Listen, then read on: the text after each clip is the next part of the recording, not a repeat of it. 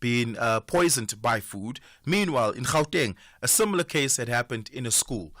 Is there a link between these three cases? And what are we able to determine from that? We're going to be speaking to the Teddy Bear Clinic in the 7 o'clock hour to give us a sense of the particular vulnerabilities of children when it comes to food consumption and subsequently food poisoning. And I do want you to be a part of that conversation. Thereafter, we're going to be in conversation with the authorities relating to the Limpopo Education Department. The MEC of Education will be joining us for that conversation. I want you to be a part of all of this. Give us a call, 086 000 2032. Send us your WhatsApp voice notes on 0614 104 107. Tweet me, it is at Oliver_speaking. It's 10 minutes after 6. Let's get into the morning brief. Breast Cancer Awareness Month. Myths versus facts. I'm too young to get breast cancer. Many women under age 40 are diagnosed with breast cancer. Men can't get breast cancer. 1 in 922 men have a lifetime risk of breast cancer. I have never had children and can therefore not get breast cancer. Women who haven't had children or only had them after 30 have an increased risk of breast cancer. Breast Cancer Awareness Month on SAFM. After registering 4 points in their first 2 matches, the Mambas of Mars target a huge win to keep their top status in Group I. But Stangsem Negati want out of the bottom position. They believe not even the Mozambican heat will stop them from getting their first win. This is the Total Energies AFCON 2025 qualifier. Experience the meeting between neighbors. Mozambique versus Eswatini on Friday 11 October at 3 p.m. Live on SABC Sport on DTT Channel 4. Also available everywhere for everyone. Always on SABC Plus and SABCSport.com. Proudly brought to you by SABC Sport. For the love of the game. The Daily News Diary on SAFM. 11 minutes after 6 o'clock. It's a Friday, and typically the news cycle slows down, but it doesn't seem like that. Anne Musa is here to give us a sense on what they're looking at on the news diary today. Anne, good morning. Good morning, Oliver. Indeed, not going to be a slow news day today. We're focusing on the memorial service of the 5 children who died from suspected food poisoning in Naledi, Soweto. It is taking place at the Naledi Community Hall this morning, and, you know, it does come after, or is it prior now? I'm just getting a bit confused now. You know, the memorial service rather taking place, you know, following the news yesterday about the Carltonville pupils that were hospitalized for suspected food poisoning, and those learners, they have since been discharged from hospital. So over the past couple of days, more than 100 learners from schools in Gauteng and Limpopo have fallen ill in separate food poisoning incidents. And then a spotlight again on insurance-related killings. A police officer arrested for allegedly killing 6 people, and that's for insurance claims amounting to more than 10 million rand, is making a first court appearance in Polokwane today, and the officer has allegedly been making the claims for the past 5 years. Staying in Polokwane, the High Court there is this morning expected to make judgment on the appeal by the state against the decision of the Mankweng Magistrates Court. That's in relation to the pig farmer Zechariah Olafir's case, and Olafir and his 2 accomplices are accused of killing 2 women and disposing their bodies in a pigsty at a farm in Onverwacht. We're also looking at the announcement, or what came out yesterday by the NPA, saying that they've declined to prosecute anyone in relation to the Palapala farm case involving President Cyril Ramaphosa, and, you know, the NPA saying that, you know, this violation that the president was supposedly involved in, there's not enough evidence and it will not be taken to the courts. I'm curious about what that means now for the future of that case, because it's not done by any means, right? There's the case of the Palapala matter, that is, right? Yes. There's the application to the High Court, and I think on the 21st of November, I just might get my dates wrong here, they'll be appearing back in court. The ATM has taken the Speaker of Parliament to court. Remember, they had to vote for that report. And then they have still, the ATM that is, taken the Public Protector's report on review on the Phala Phala matter. And the NPA declining to prosecute the case is the first step to opening the door for private prosecutions. I wonder if anyone's going to raise their hands in terms of that. Prospects are there. Prospects definitely there. And then also, just looking at that, I mean, some South Africans, probably would have wanted this matter, to be tested in court. And then if, currently, seemingly, it is as if there's still a dark cloud over the president. So if, the judge says that the president is not guilty, much better. Yeah, they're sitting down on the 26th of November for that application in the African Transformation Movement and the EFF, by the way, taking the Speaker of Parliament to court on it. Yeah. And just lastly, large parts of Pretoria yesterday were in the dark, so an update on that incident there, and also if areas there have their power restored. Okay. Thank you so much for that, Anne. Appreciate it, and talk to you at the top of the hour for the latest bulletin. And Musa there on the news desk telling us what's on the diary. It's 15 minutes after 6. Let's take a look at your weather. You are listening to the Morning Brief. We start out with some extremely high fire danger warning conditions over the northern and eastern parts of the Northern Cape, the western parts of the Free State, the central interior of the Eastern Cape, places in the Northwest Province, as well as the extreme northern parts of Limpopo. So please do be aware of that. We also have a heat wave advisory for persistently high temperatures expected over the extreme northeastern parts of the Eastern Cape, Limpopo, parts of Mpumalanga until Sunday, but lasting until Monday over the central and eastern parts of the Free State and the Northwest Province. In your indicators this morning, you can expect fine but becoming partly cloudy weather in Pretoria with a high of 34. That is incredibly high, with a very high sunburn index over there, so please do wear your sunscreen. Johannesburg, similarly fine weather becoming partly cloudy with a high of 32. Vereeniging will be reaching a high of 34, fine weather but becoming partly cloudy. Mbombela will be reaching a high of 32. Fine but becoming partly cloudy. Bulugwane will be reaching a high of 30 as well, fine but becoming partly cloudy, while Mahikeng will be reaching a high of 33, fine becoming partly cloudy by the afternoon. Vryburg will be reaching a high of 35. It will also be fine with partly cloudy weather in the afternoon. Bloemfontein will be fine with a high of 32. Kimberley will be fine with a high of 35. Uppington will be fine with a high of 38. Please do note that. In Cape Town, you can expect partly cloudy weather in the morning, otherwise fine, with a high of 22. A light and variable wind becoming light to moderate southwesterly from the afternoon. George will be reaching a high of 21, with cloudy to partly cloudy weather in the morning, otherwise fine, with a light northwesterly becoming light to moderate southeasterly to easterly from the afternoon. You can expect cloudy weather at first in Gqeberha, but becoming fine with a high of 21, with a fresh southwesterly moderating in the evening. And East London will be reaching a high of 22, with cloudy to partly cloudy weather, a moderate to fresh southwesterly expected over there. Durban will be reaching a high of 24. It will be fine, but and too partly cloudy, with a moderate to fresh southwesterly, while Richards Bay will be fine with a high of 32, a moderate to fresh northerly to northeasterly becoming southwesterly towards the evening. Pietermaritzburg will be fine, becoming cloudy in the afternoon with a high of 33. That's your weather. Fizzy drinks and fruit juices are making our kids sick. Sugar is dumped into their bodies with every sip, leading to obesity, heart disease, and diabetes as they get older. We need to protect our kids from all sugary drinks. Demand a stronger health promotion levy now. Sign the petition on heala.org. That's HEALA.org. The University of Johannesburg ladies plan to conquer the morning and secure a crucial 3 points for breakfast. But Richmond United believe it is about time for them to rub shoulders with teams in the top half. This is the Hollywood Bet Super League. Witness the Mzansi Queens of the beautiful game, UJ Ladies FC versus Richmond United Ladies FC, on Saturday, 12 October at 9 a.m.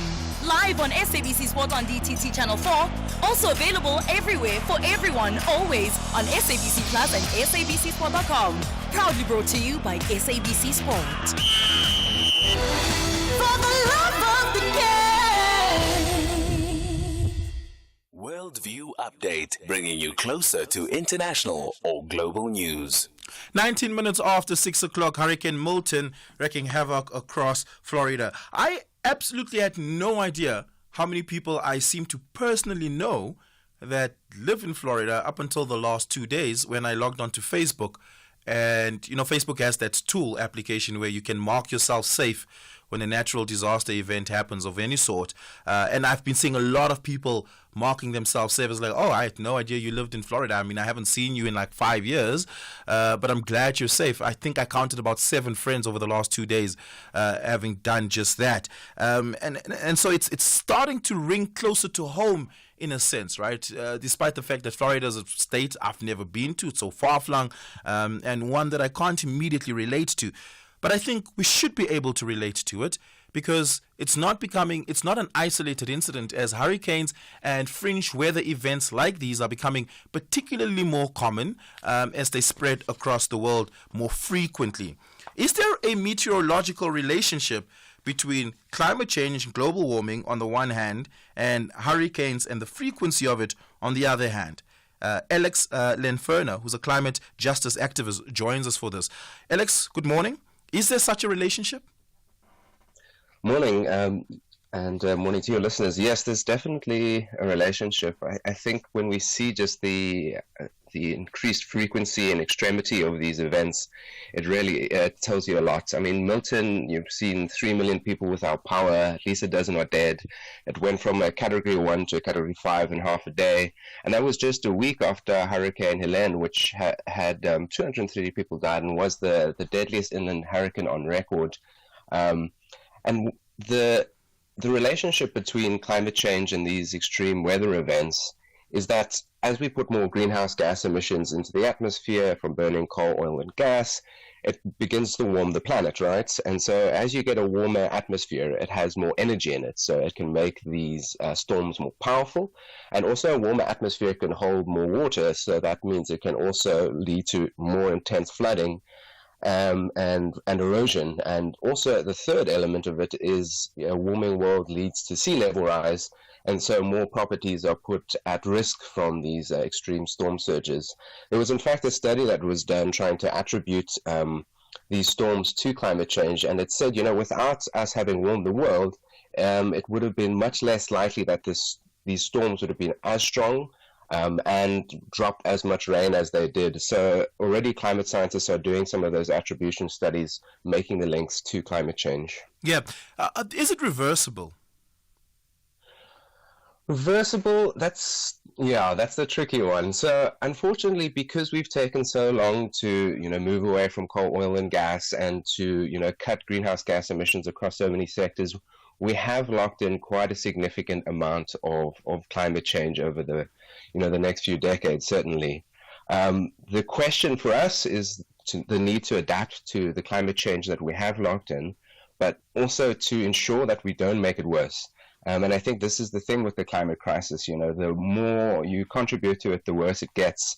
And so I think we need to be seeing these storms as a red alert, an emergency warning saying we've already done a lot of damage, and if we don't rapidly rein in our contributions to greenhouse gas emissions to climate change, I mean, the devastating impacts are going to increase and get worse. So we really do need to take this seriously.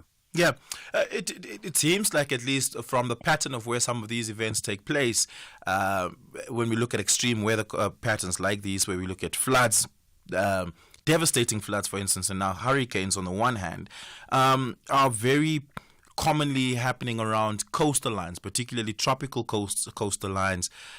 When you talk about adapt to the climate change events that have taken place, what does that mean? Does it mean that we need to reimagine where people can set up communities, where people can live, and how they relate to that part of the environment? Or does it mean something else? Yeah, and I think with these sorts of storms, definitely they happen in more tropical areas, these hurricanes and cyclones. But of course, with other climate impacts like droughts and flooding and the like, we do see that happening all across the world. And when it comes to these sorts of storms and so on, and particularly in these coastal areas, I think we really need to be careful about, how we develop our communities, whether they're in the pathway of the climate crisis. And, the ironic thing is that the former governor of Florida, he actually banned the word climate change from state agencies because he's a climate denier. He's in the pocket of the oil and gas companies.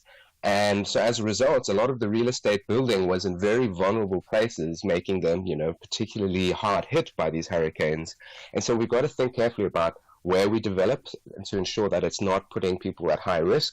But we also need to put in place significant measures to ensure that if these storms hit, we have the right sort of infrastructure to make sure that, that it reduces the risk of flooding, earlier warning systems to ensure people can move away and evacuate or board up their homes and so on in time. And we do need to, improve our service delivery, essentially. I mean, when we think about climate adaptation, a lot of it is just beefing up our infrastructure to ensure that it can better grapple with these sorts of impacts. And we saw that, for example, in KZN, where our weakened infrastructure was just wiped away by the impacts of the floods in 2021. Yeah, it's a long way before we see the end of fossil fuels being used as an energy source the world over. It's still going to go on for the next couple of lifetimes. Particularly if we take a look at countries that are energy insecure, such as most of the global south, and the introduction of renewable energy programs are expensive, particularly again for countries in the global south. In the alternative, what are we to think about when we think about energy independence, energy security, and climate change going into the future as countries that are energy insecure?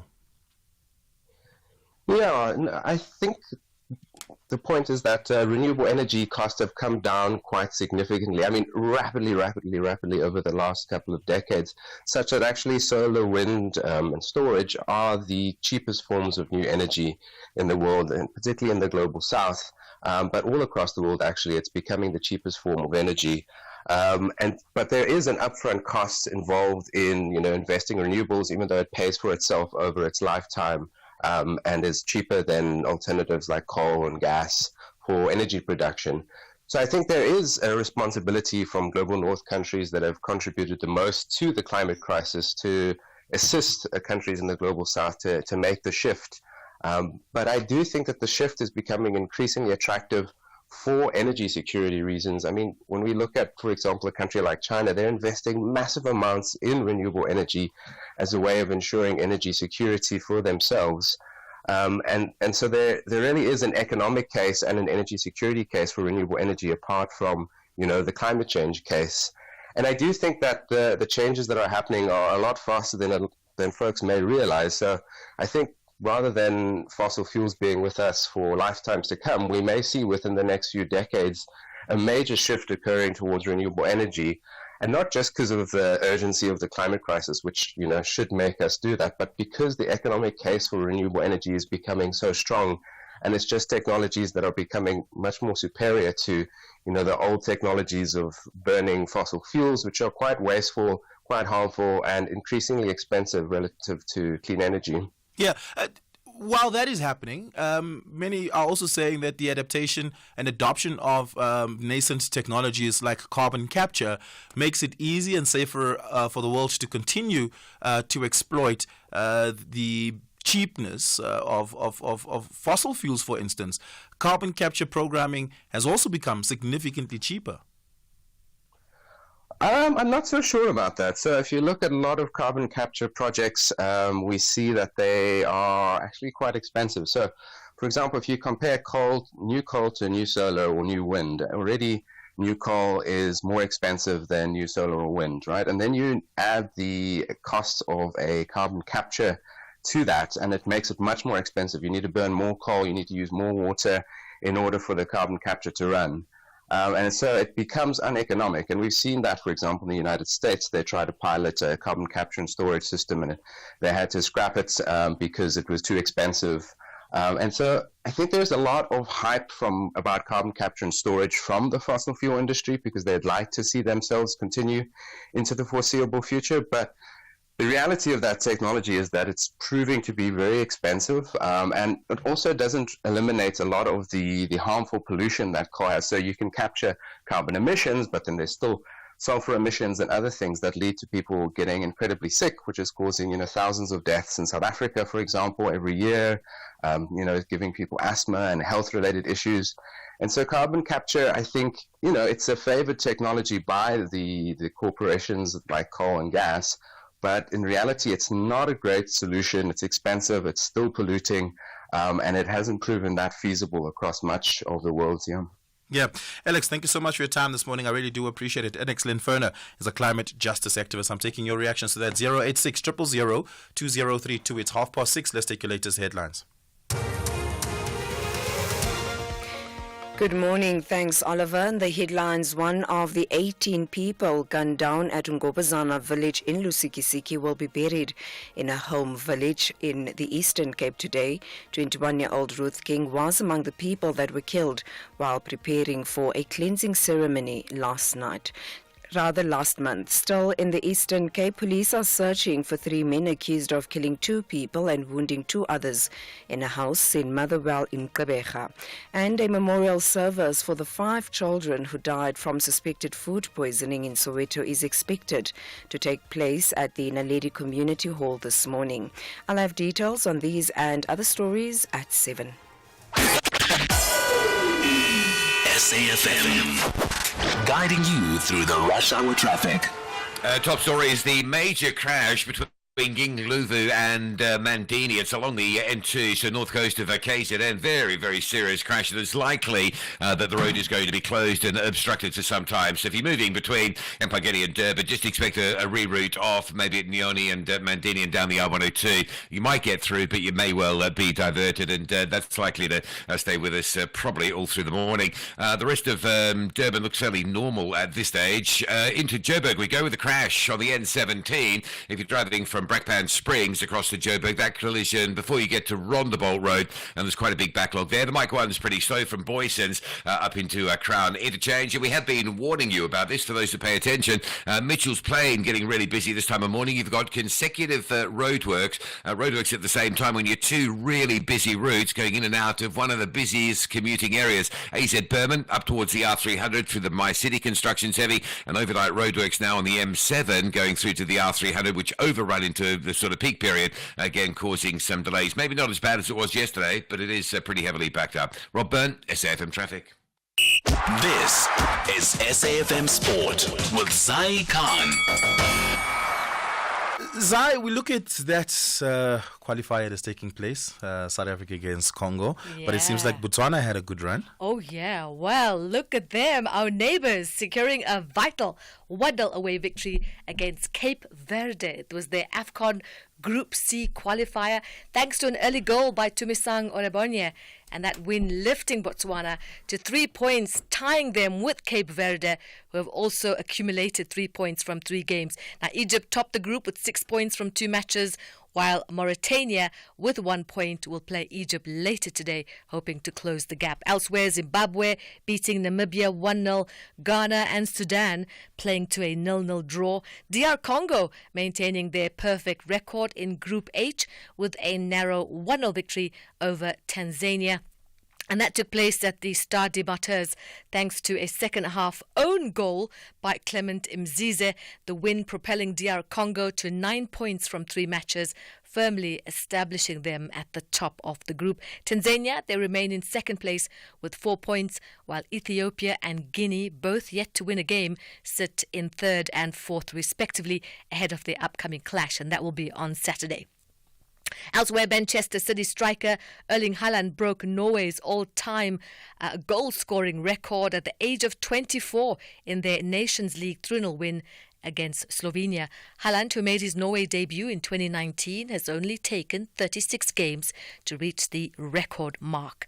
Tennis, Zhang Jiwen and Wang Jinyu have kept China's hopes alive as they swept into the last 8 of the WTA Wuhan Open, and that was at home yesterday. The 5th seed Wang ousted the US Open finalist, that was Jessica Pegula, 6-3, 7-5, while the Olympic champion Zhang, she rallied past Canada's Leila Fernandez 5-7, 6-3, 6-love. Now the top seeds, Arina Sabalenka, a two-time Wuhan champion, and the freshly crowned China Open champion Coco Gauff advancing into the quarterfinals. Now, Novak Djokovic has paid tribute to his longtime rival, Rafa Nadal, who announced his retirement from professional tennis. Djokovic, a 24-time Grand Slam champion, took to social media stating, "Your legacy will live forever," and praised Nadal's tenacity and fighting spirit. The two giants of tennis faced each other 60 times, with Djokovic narrowly edging their rivalry 31-29. Nadal is a 22-time Grand Slam winner. He's set to make his final appearance at the Davis Cup final taking place in Malaga, and that's in November. On to golf, Joe Dean, Torbjorn Olsen and Jesper Svensson have a share of the lead at 6 under after the first day of play at the Open de France at Le Golf National. Dean played through a flawless round, including an eagle on the third to finish with a 65 alongside Olsen.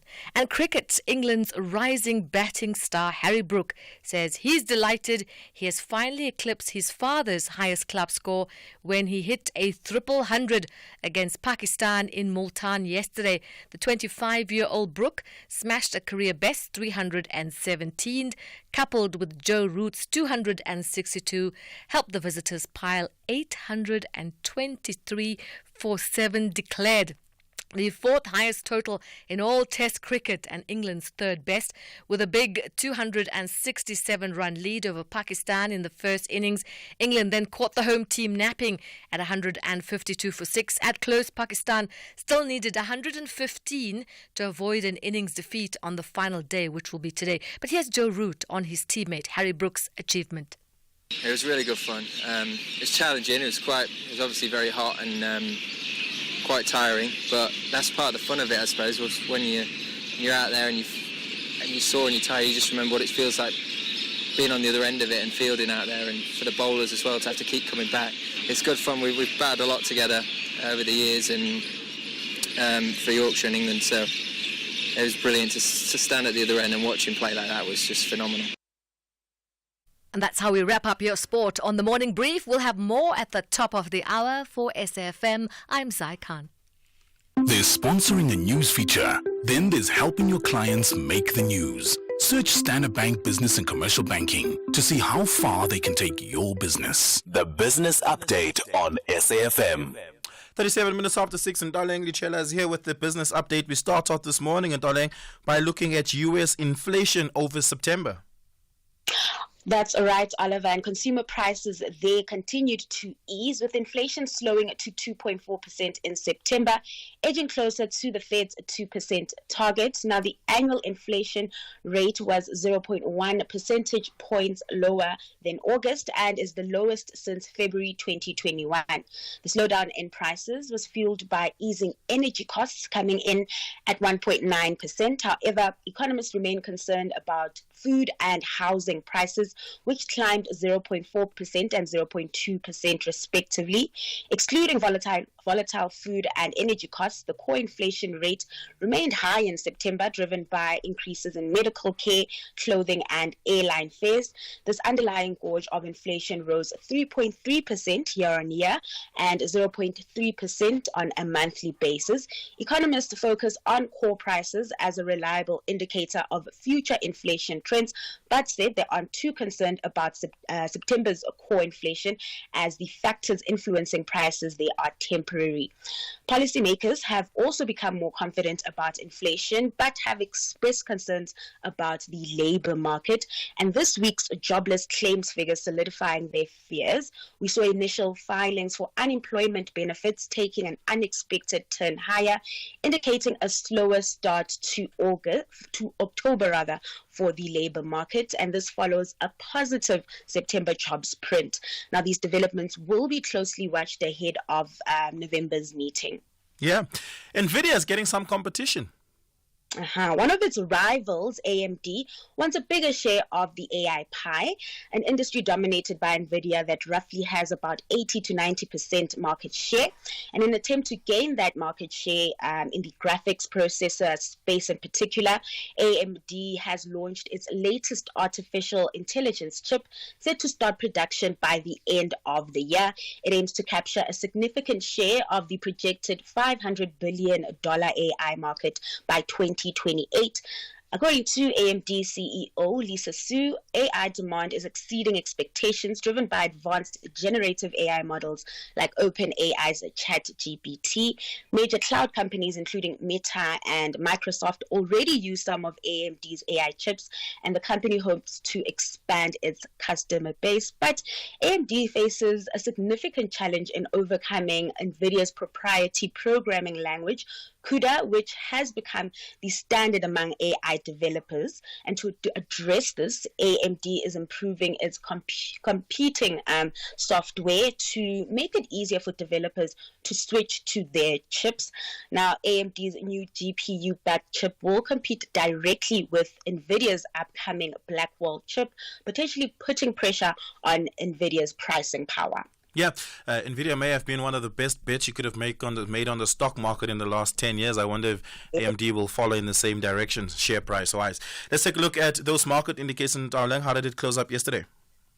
So earlier at the top, we spoke about that inflation print showing that prices are easing, but they aren't slowing at the pace markets had anticipated. And so we are seeing those stocks take a knock. U.S. stocks in particular closed in the red yesterday, with the S&P 500 and Dow Jones pulling back from record highs. Traders had initially expected inflation to slow to 2.3%, but we saw that print coming in at 2.4%. Back at home, local markets pretty mixed as traders digested the inflation print, as well as mining and manufacturing production numbers. The all share closing just above the flat line, up 0.07%. Amid the volatility, the local unit posting some gains, recovering from a 3-week low, sitting at 17.49 to the dollar this morning. Over in Asia, markets mostly in the green. Chinese stocks, though, falling behind as the stimulus rally pauses again. Investors on that end awaiting new moves from Beijing as the government prepares to make another fiscal stimulus announcement. Yep. And darling, thank you so much for that. Really appreciate it. Speak to you in the next hour as we get an update of the markets then. On the other side of this, we talk to Dr. Jean Redpath, a senior researcher in the Africa Criminal Justice Reform Program, and we talk about South Africa's recidivism rate. There's listening to the news. Then there's making the news. Grow your business into the next big thing with Standard Bank Business and Commercial Banking. When you choose Standard Bank Business and Commercial Banking, you get access to our transactional banking solutions. Accessing our transactional banking solutions means you'll get a dedicated manager from the country's best relationship bank. When you have a dedicated relationship manager, their business is to understand your business and its financial needs. By understanding all your needs, they can connect you with the right sector and product experts across 15 key African markets. You see, there's transactional banking, then there's transactional banking with us. Search Standard Bank Business and Commercial Banking. Standard Bank is an authorized FSP and registered credit provider. T's and C's apply. Call us on 086 000 2032. As we lead into that conversation on recidivism, let us listen at this WhatsApp voice note. Morning, Oliver. Oliver, about these ex-offenders reoffending. If we can answer the question why prisons, jail was changed to correctional services. There is a difference between a jail and a correctional services. That's where the problem is. You know, at the time there was each jail, it was very hard for people to reoffend. Now it's a hotel, it's so-called correctional services. Norman from Brixton. Is that true? And is there a link between the ease of prison conditions these days and recidivism? Does the data suggest that? We'll talk about that on the other side of this break. Feel good. Put a spring in your step with the Espresso Morning Show. That's right. Join us for fresh ideas, blooming trends, and vibrant tunes that are sure to brighten your day. Discover the best ways to enjoy this season's beauty, from garden tips to spring fashion.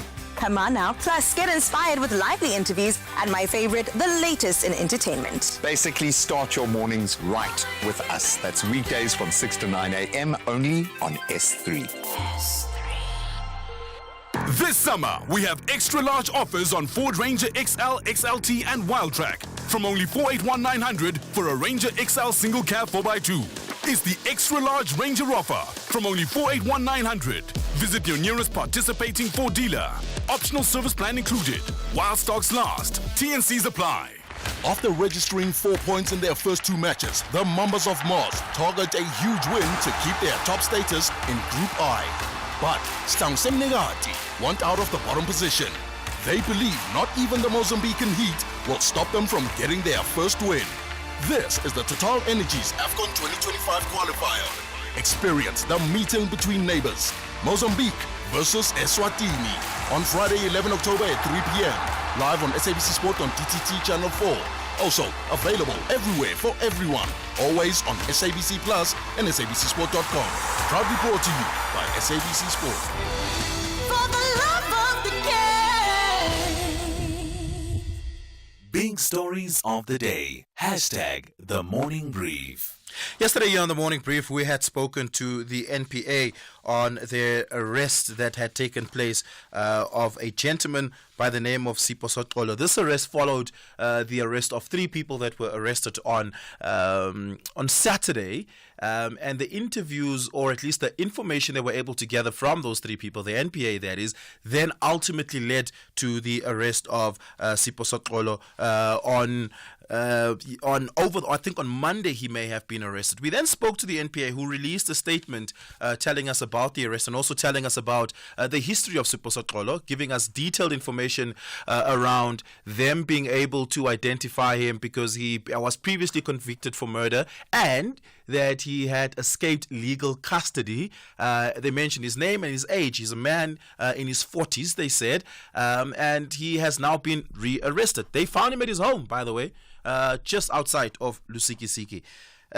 Is there a relationship, a strong relationship, especially when it comes to gratuitous crimes like murder, and now in this instance, mass murder? Is there a relationship between past offenders and reoffending? Dr. Jean Redpath, who's a senior researcher in the Africa Criminal Justice Reform Program and a member of the Provincial Safety Advisory Committee at the Dula Omar Institute, joins us to make sense of this. Dr. Redpath, good morning. Thank you so much for your time. Appreciate it. Are murderers likely to reoffend? Well, unfortunately, in South Africa, the data that we have is very poor on this issue. We haven't had good data coming out of correctional services since about the late 2000s. In the late 2000s, what we did know was that every month, between 20 and 25,000 people are released from correctional services. So as you can imagine, that is a very large number. The large majority of those people were unconditional releases of unsentenced people. In other words, these were people whose the cases against them were withdrawn and they were released without any conditions. So that's between about 15 and 20,000 of those people. The remainder, between 5 and 10,000 people every month, are sentenced people who have some sort of conditions attached. In other words, there is a parole condition attached to their being released.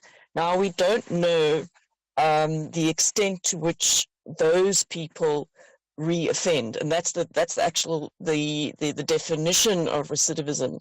We do know that there are often instances where people like this suspect are re-linked to new crimes. That certainly happens, and in that instance we would certainly strongly probably suggest that there was a failure in the parole system. That's also something that has changed. In the early 2000s, only around 60% of people eligible for parole would get parole. in the most recent data I saw, close to 95% of people eligible for parole were getting parole, which suggests that there's more of a rote system in place now, and perhaps less close checking of who should or should not be released. So the question ultimately is that we don't actually know what the recidivism coefficient in South Africa is for those 5 to 10,000 people that are released monthly. We speculate about it. Yes, we don't know. What we do know is that when people are in correctional facilities, there are often further charges brought against them. So we do know that people who are eventually arrested and convicted, it's then found that there's quite a high rate of those people then being found to be linked to other crimes.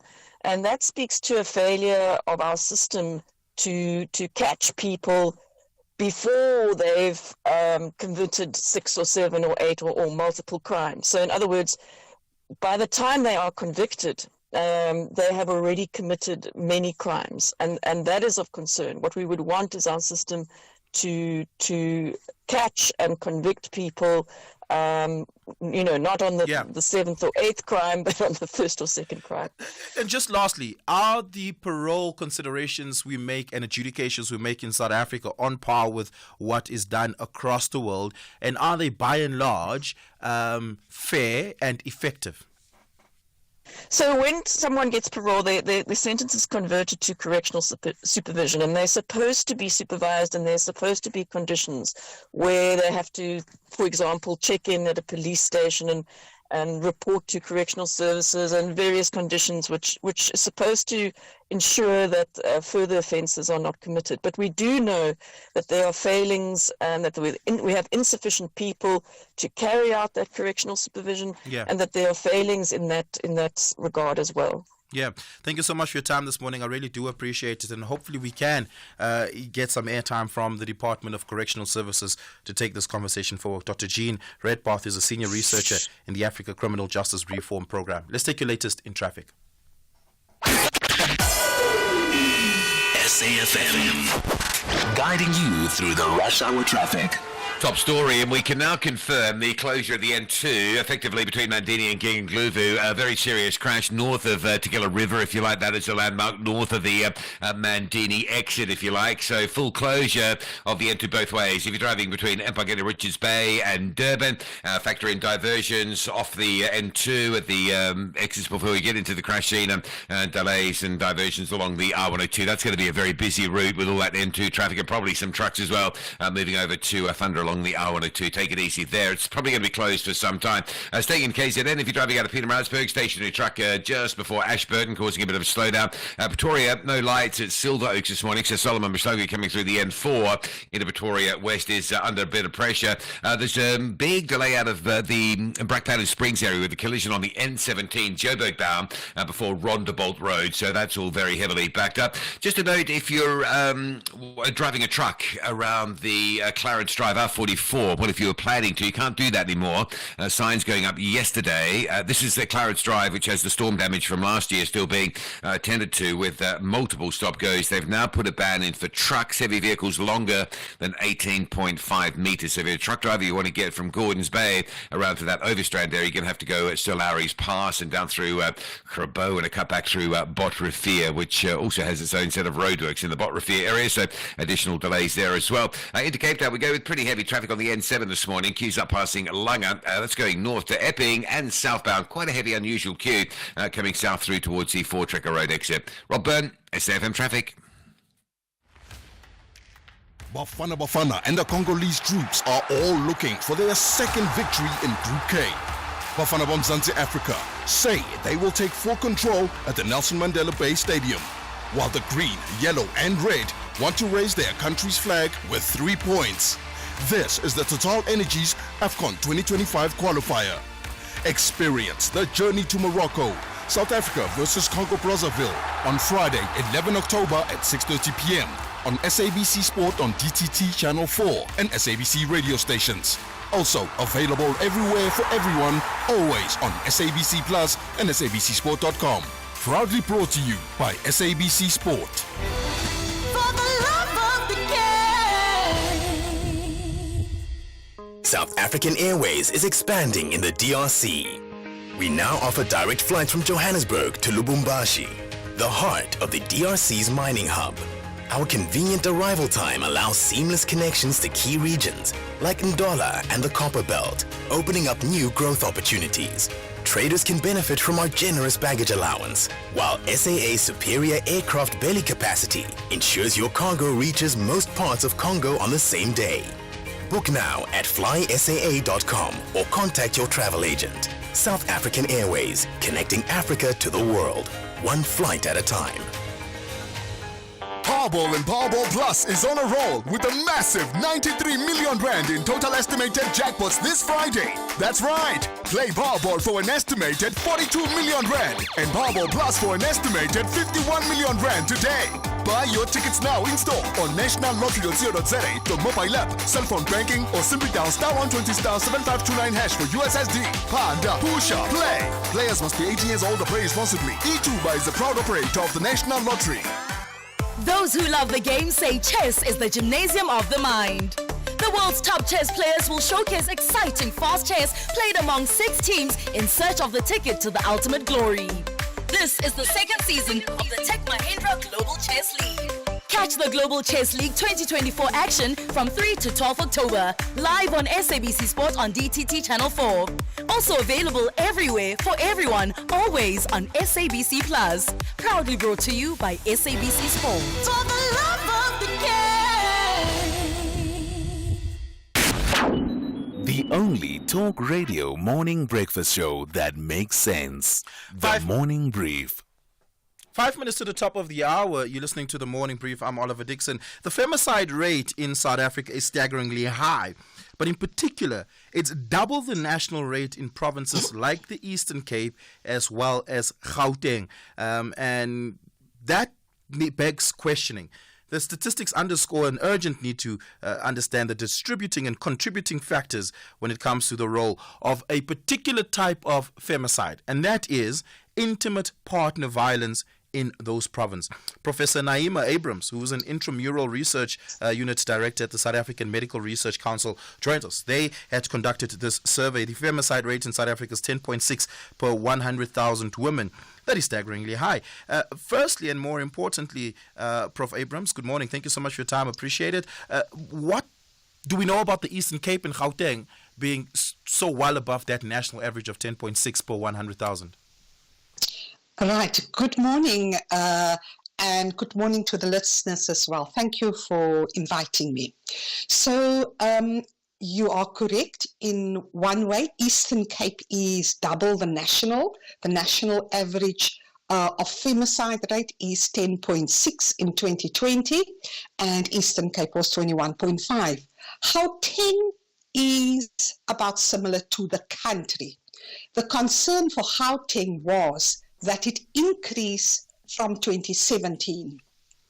It used to be 8.1 and it's now 9.2. So even though it's slightly lower than the country, the fact that it increased, it was the only province that increased significantly for femicide as well as for intimate partner femicide. Yep. So we don't have all the answers clearly why Eastern Cape in particular. We know Eastern Cape struggles with many multiple factors, including crime. And this could be part of it, but it could be also that we're not doing as well at our efforts in prevention in the Eastern Cape, or there are challenges there that other provinces doesn't have, challenges that drives violence against women and that drives the killing of women in that part of our country. With Gauteng being on par with the national average, which is 10.6 per 100,000 women, that is a concentration figure, right, which tells us about the concentration of it. Gauteng is also the mostly dense province in the country in terms of population size. So it means the nominal figure in Gauteng would be higher than most provinces across the country. We know that 7 women are killed per day in South Africa. What is the distribution of that between Gauteng and the Eastern Cape? Right. So first of all, when we talk about the rate, we take into account the population. So you're correct, Gauteng is a densely populated province. And the rate is exactly that. It takes the number of cases over the population so that we can do this direct comparison between the provinces. So Eastern Cape, we've taken into account the number of women in the Eastern Cape to get to that number. The concern for Gauteng is, yes, it's densely populated, it's an urban setting largely, and we had hoped that we would not see, it's the change that we're seeing in Gauteng that really bothers us. The increase between the 2017 study and the 2020 study were particularly high in Gauteng for intimate partner femicide, for women killed by their partners. It went from 3.8 to 5.5. So we do take into account the population, and that's important for people to understand. It's not just the numbers takes that into account. Yeah, thank you so much for your time and your research. I really do appreciate it, Prof. Abrams. Prof. Abrams is with the South African Medical Research Council. I'm taking your reactions to that. Give me a call, 086 000 2032. You can also send us a WhatsApp voice note on 0614 104 107, and we will be able to play some of those and interact with you on that. It is 7 o'clock. Let's take your latest headlines. Outsurance will go out of their way to try and save you money on your car insurance. If they can't, ask for 500 Rand. SMS out to 30754. Now that's good news.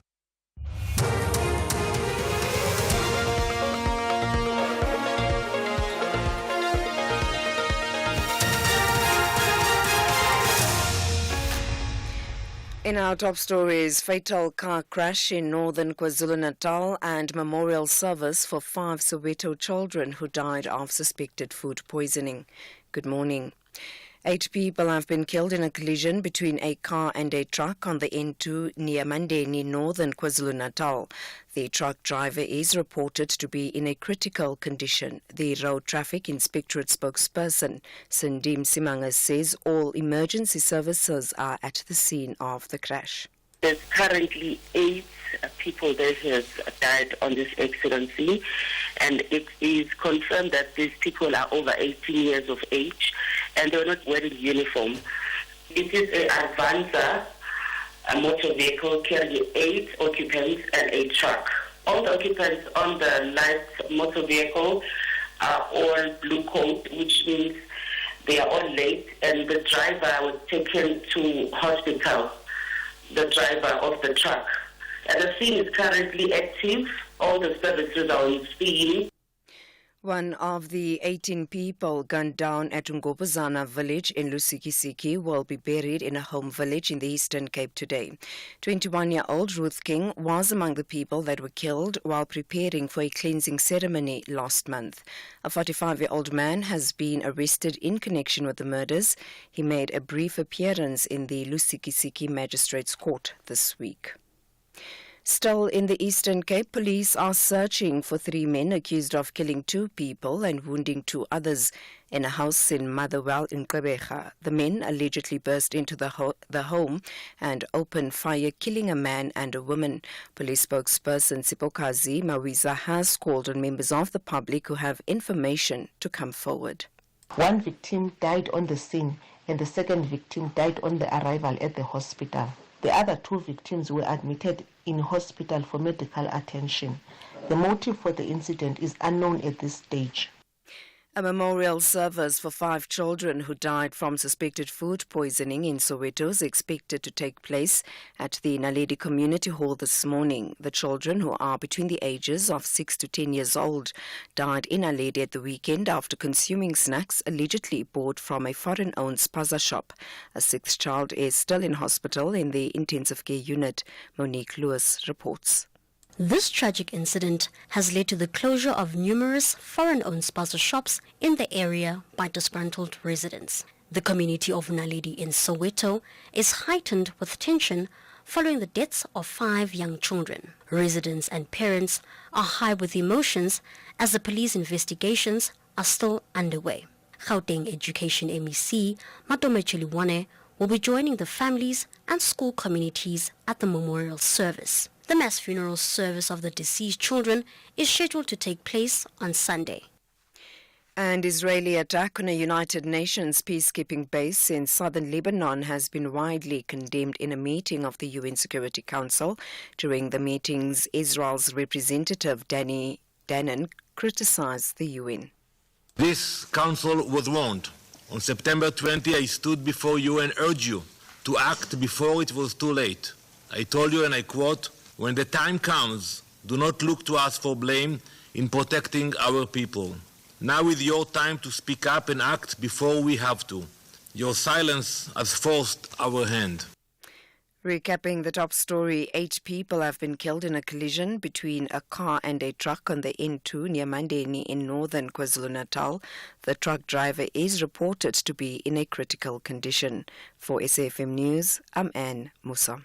Those were the top stories for this hour. Don't miss out on a possible car insurance saving. SMS out to 30754 for a quote. Outsurance, where you always get something out. Real savings, real benefits. Here's what real clients say about Outsurance. My name is Alan. I'm 71 years of age and I live in Douglasdale. I'm paying 554 Rand a month for my 2022 Nissan Magnite. Want a car insurance premium that'll blow your mind? SMS out to 30754 now for a quick quote. That's out to 30754. It's quick, it's easy, and it could save you hundreds of rands every month. Outsurance is a licensed insurer and FSP. T's and C's online. SAFM, guiding you through the rush hour traffic.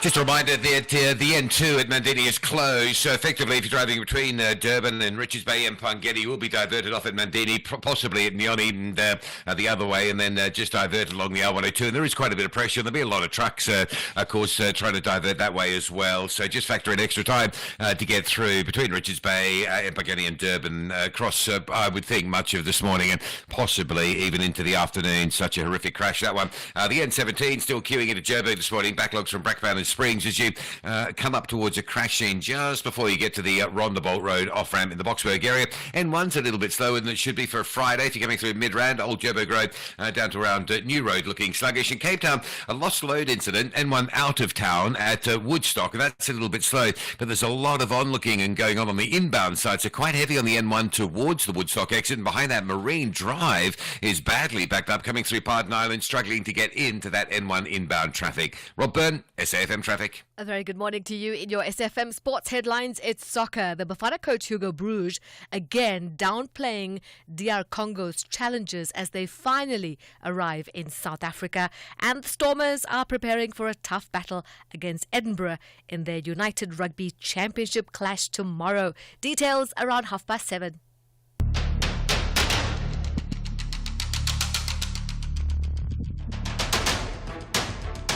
The Morning Brief, Monday to Friday, 6 to 9 a.m.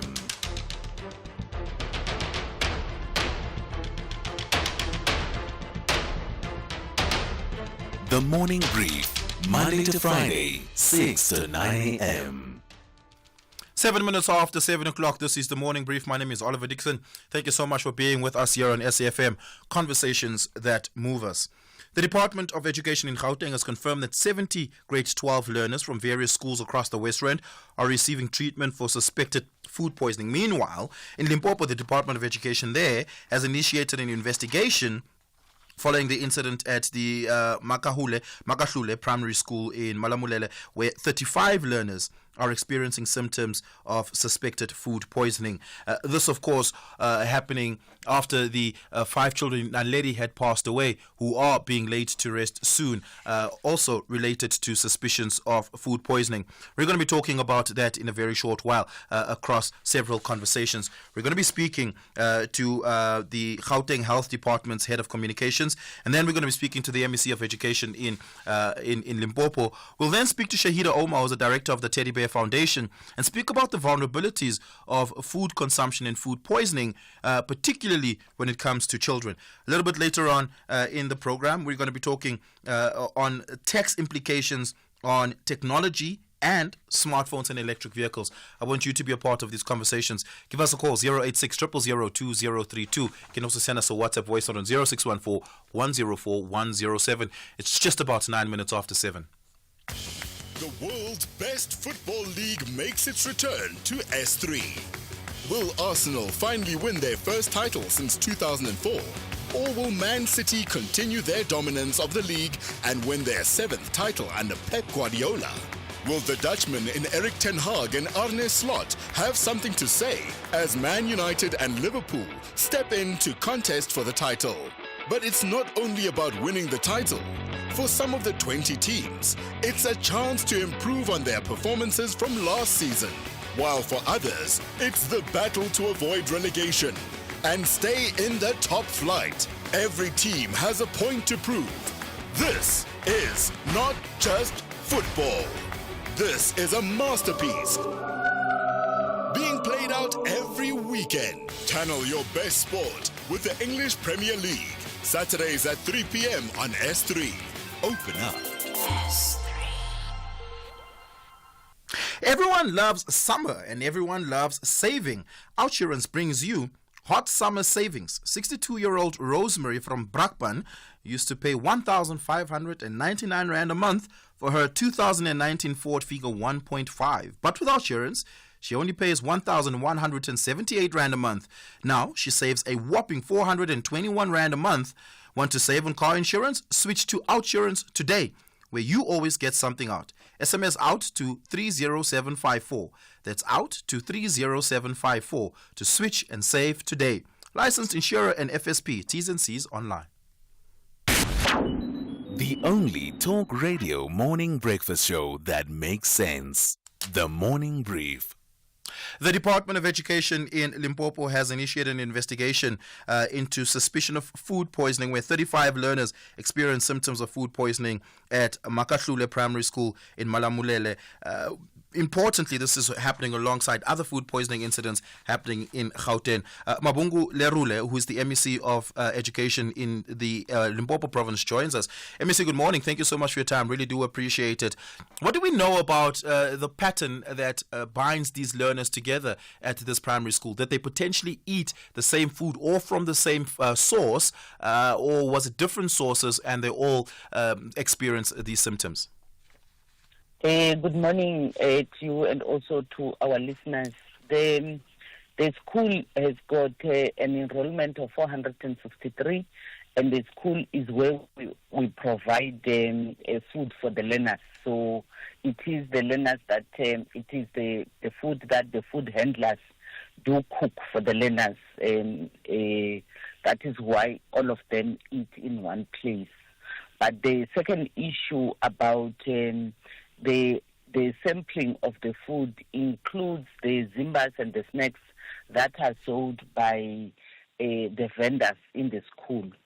But on our side, for the food that we provide for the learners, we have sampled out also on the other 10 schools where we find that the same service provider do provide food, even though in those schools there were no cases, just for us to be able to be comfortable to say, indeed, there is nothing in the food that has been supplied. As the food, or at least the consumables sold by the vendor inside of the school, also been sampled and tested? Yes, we have done that because remember, the learners will come out when it's break time, they are eating, they will also go and buy snacks.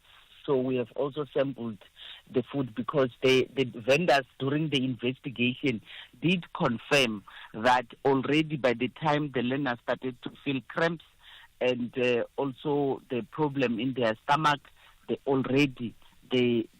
had bought from them. All right. Did they all, those 35 learners, did they all happen to buy the same thing? We did not confirm on every learner to say the 35 of you has bought, but we can only group them to be 35 because all of them have eaten the food that was prepared at the school. So in terms of how many have bought, we did not deal with that. But then we know that they consumed their meal at the school. That's why the sampling as well of our own food that is supplied. So at this point, the source of what the poisoning may have been, should it be food poisoning, is still inconclusive. Yes, it's still inconclusive because we have also taken the water, both the water from the taps and also the water from the tanks where they store the water for cooking and preparing of the food for the learners, and also the water that the learners use for drinking. So we have also taken that for sampling. So that is why we'll say we have not concluded. Remember, there's also a mock plate that is always put aside in case there's a problem with the food. So the mock plate as well has been taken for sampling, yes. MEC, have you made a decision yet about what is to happen in the interim while this is still under investigation? Will the food service provider in the school for the school's nutrition program continue to provide food for the learners, and will the vendor that is operating in the school continue to operate while the investigation is still ongoing? Yes, we did not have any of our learners that were hospitalized or the doctor says they are at a very high risk. So we did not take extreme measures to start to send everybody away. Second issue is that we have worked very, very well with the parents, and the vendors are also cooperating in terms of talking to us and talking to the parents. So at the same time, this is a primary school that you don't want to put fear on the learners to say you eat at a school, something wrong will happen to you. Yeah. So we are dealing with the situation in a manner that we do not put so much fear on our learners. Do you know about the conditions of the learners at this stage? All the learners, the only 13 were requested. We were requested yesterday by the parents to say yesterday they want to keep them at home. Otherwise, the rest of the learners are back at school. Yeah. MEC, thank you so much for your time this morning.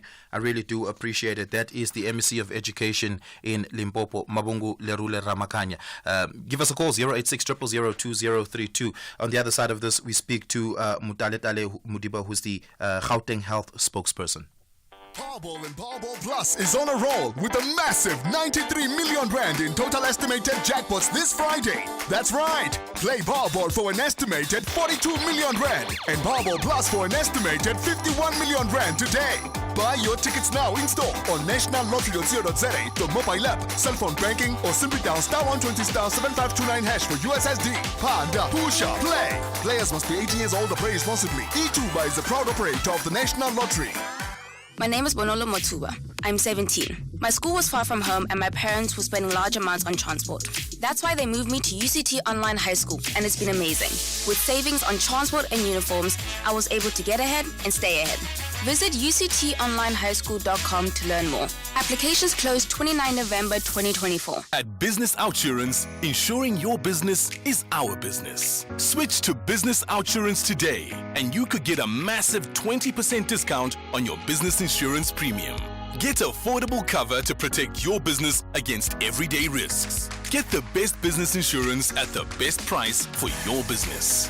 SMS quote to 43328. That's quote to 43328 to switch and save today. Licensed insurer and FSP. TCs and information online. TUT Matatanta ladies are hungry for victory to climb up the ladder. But Royal AM have an incredible game plan to triumph and keep their top half position. This is the Hollywood Bet Super League.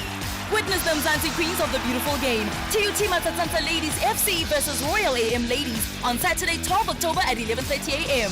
Live on SABC Sport on DTT Channel 4.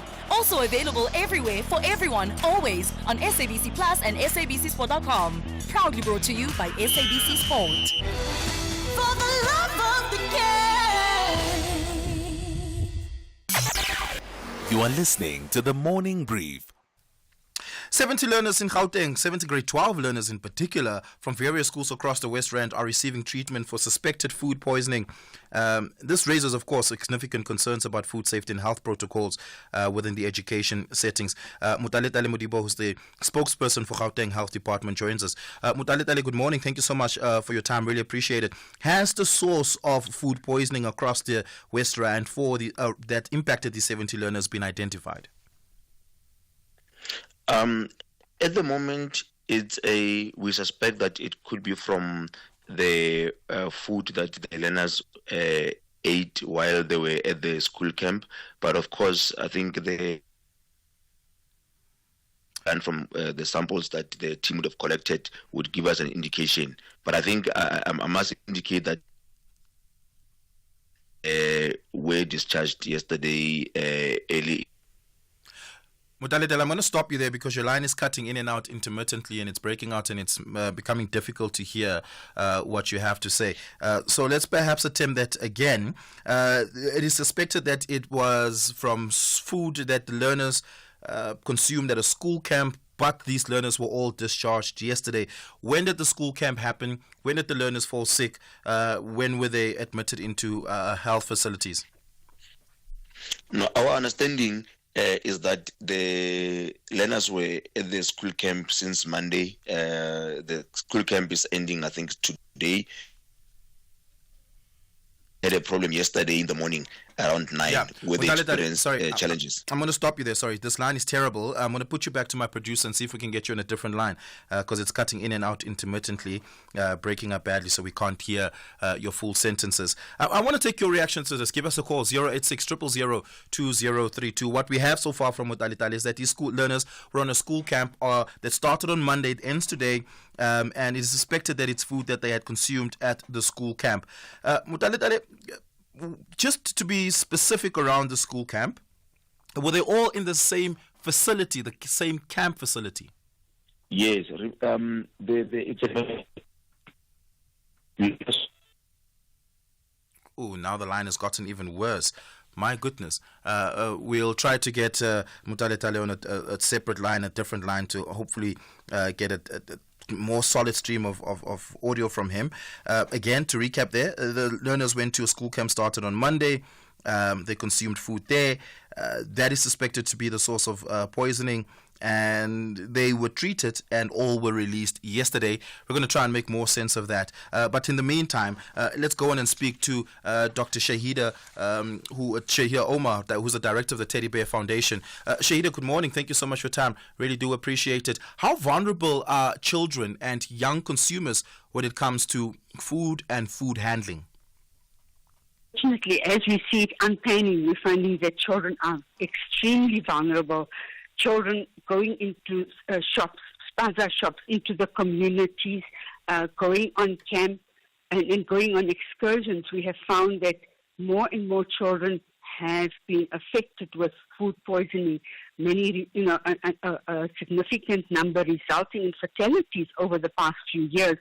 And unfortunately, children are not protected adequately and sufficiently. And I think a lot more work needs to be done in terms of the protocols that are there. I think on paper, legislation and policy is very clear, but it's the implementation of a lack thereof of ensuring that there are site audits and that health screening and people are equipped and empowered and able to ensure that children are not plagued by this scourge of food poisoning.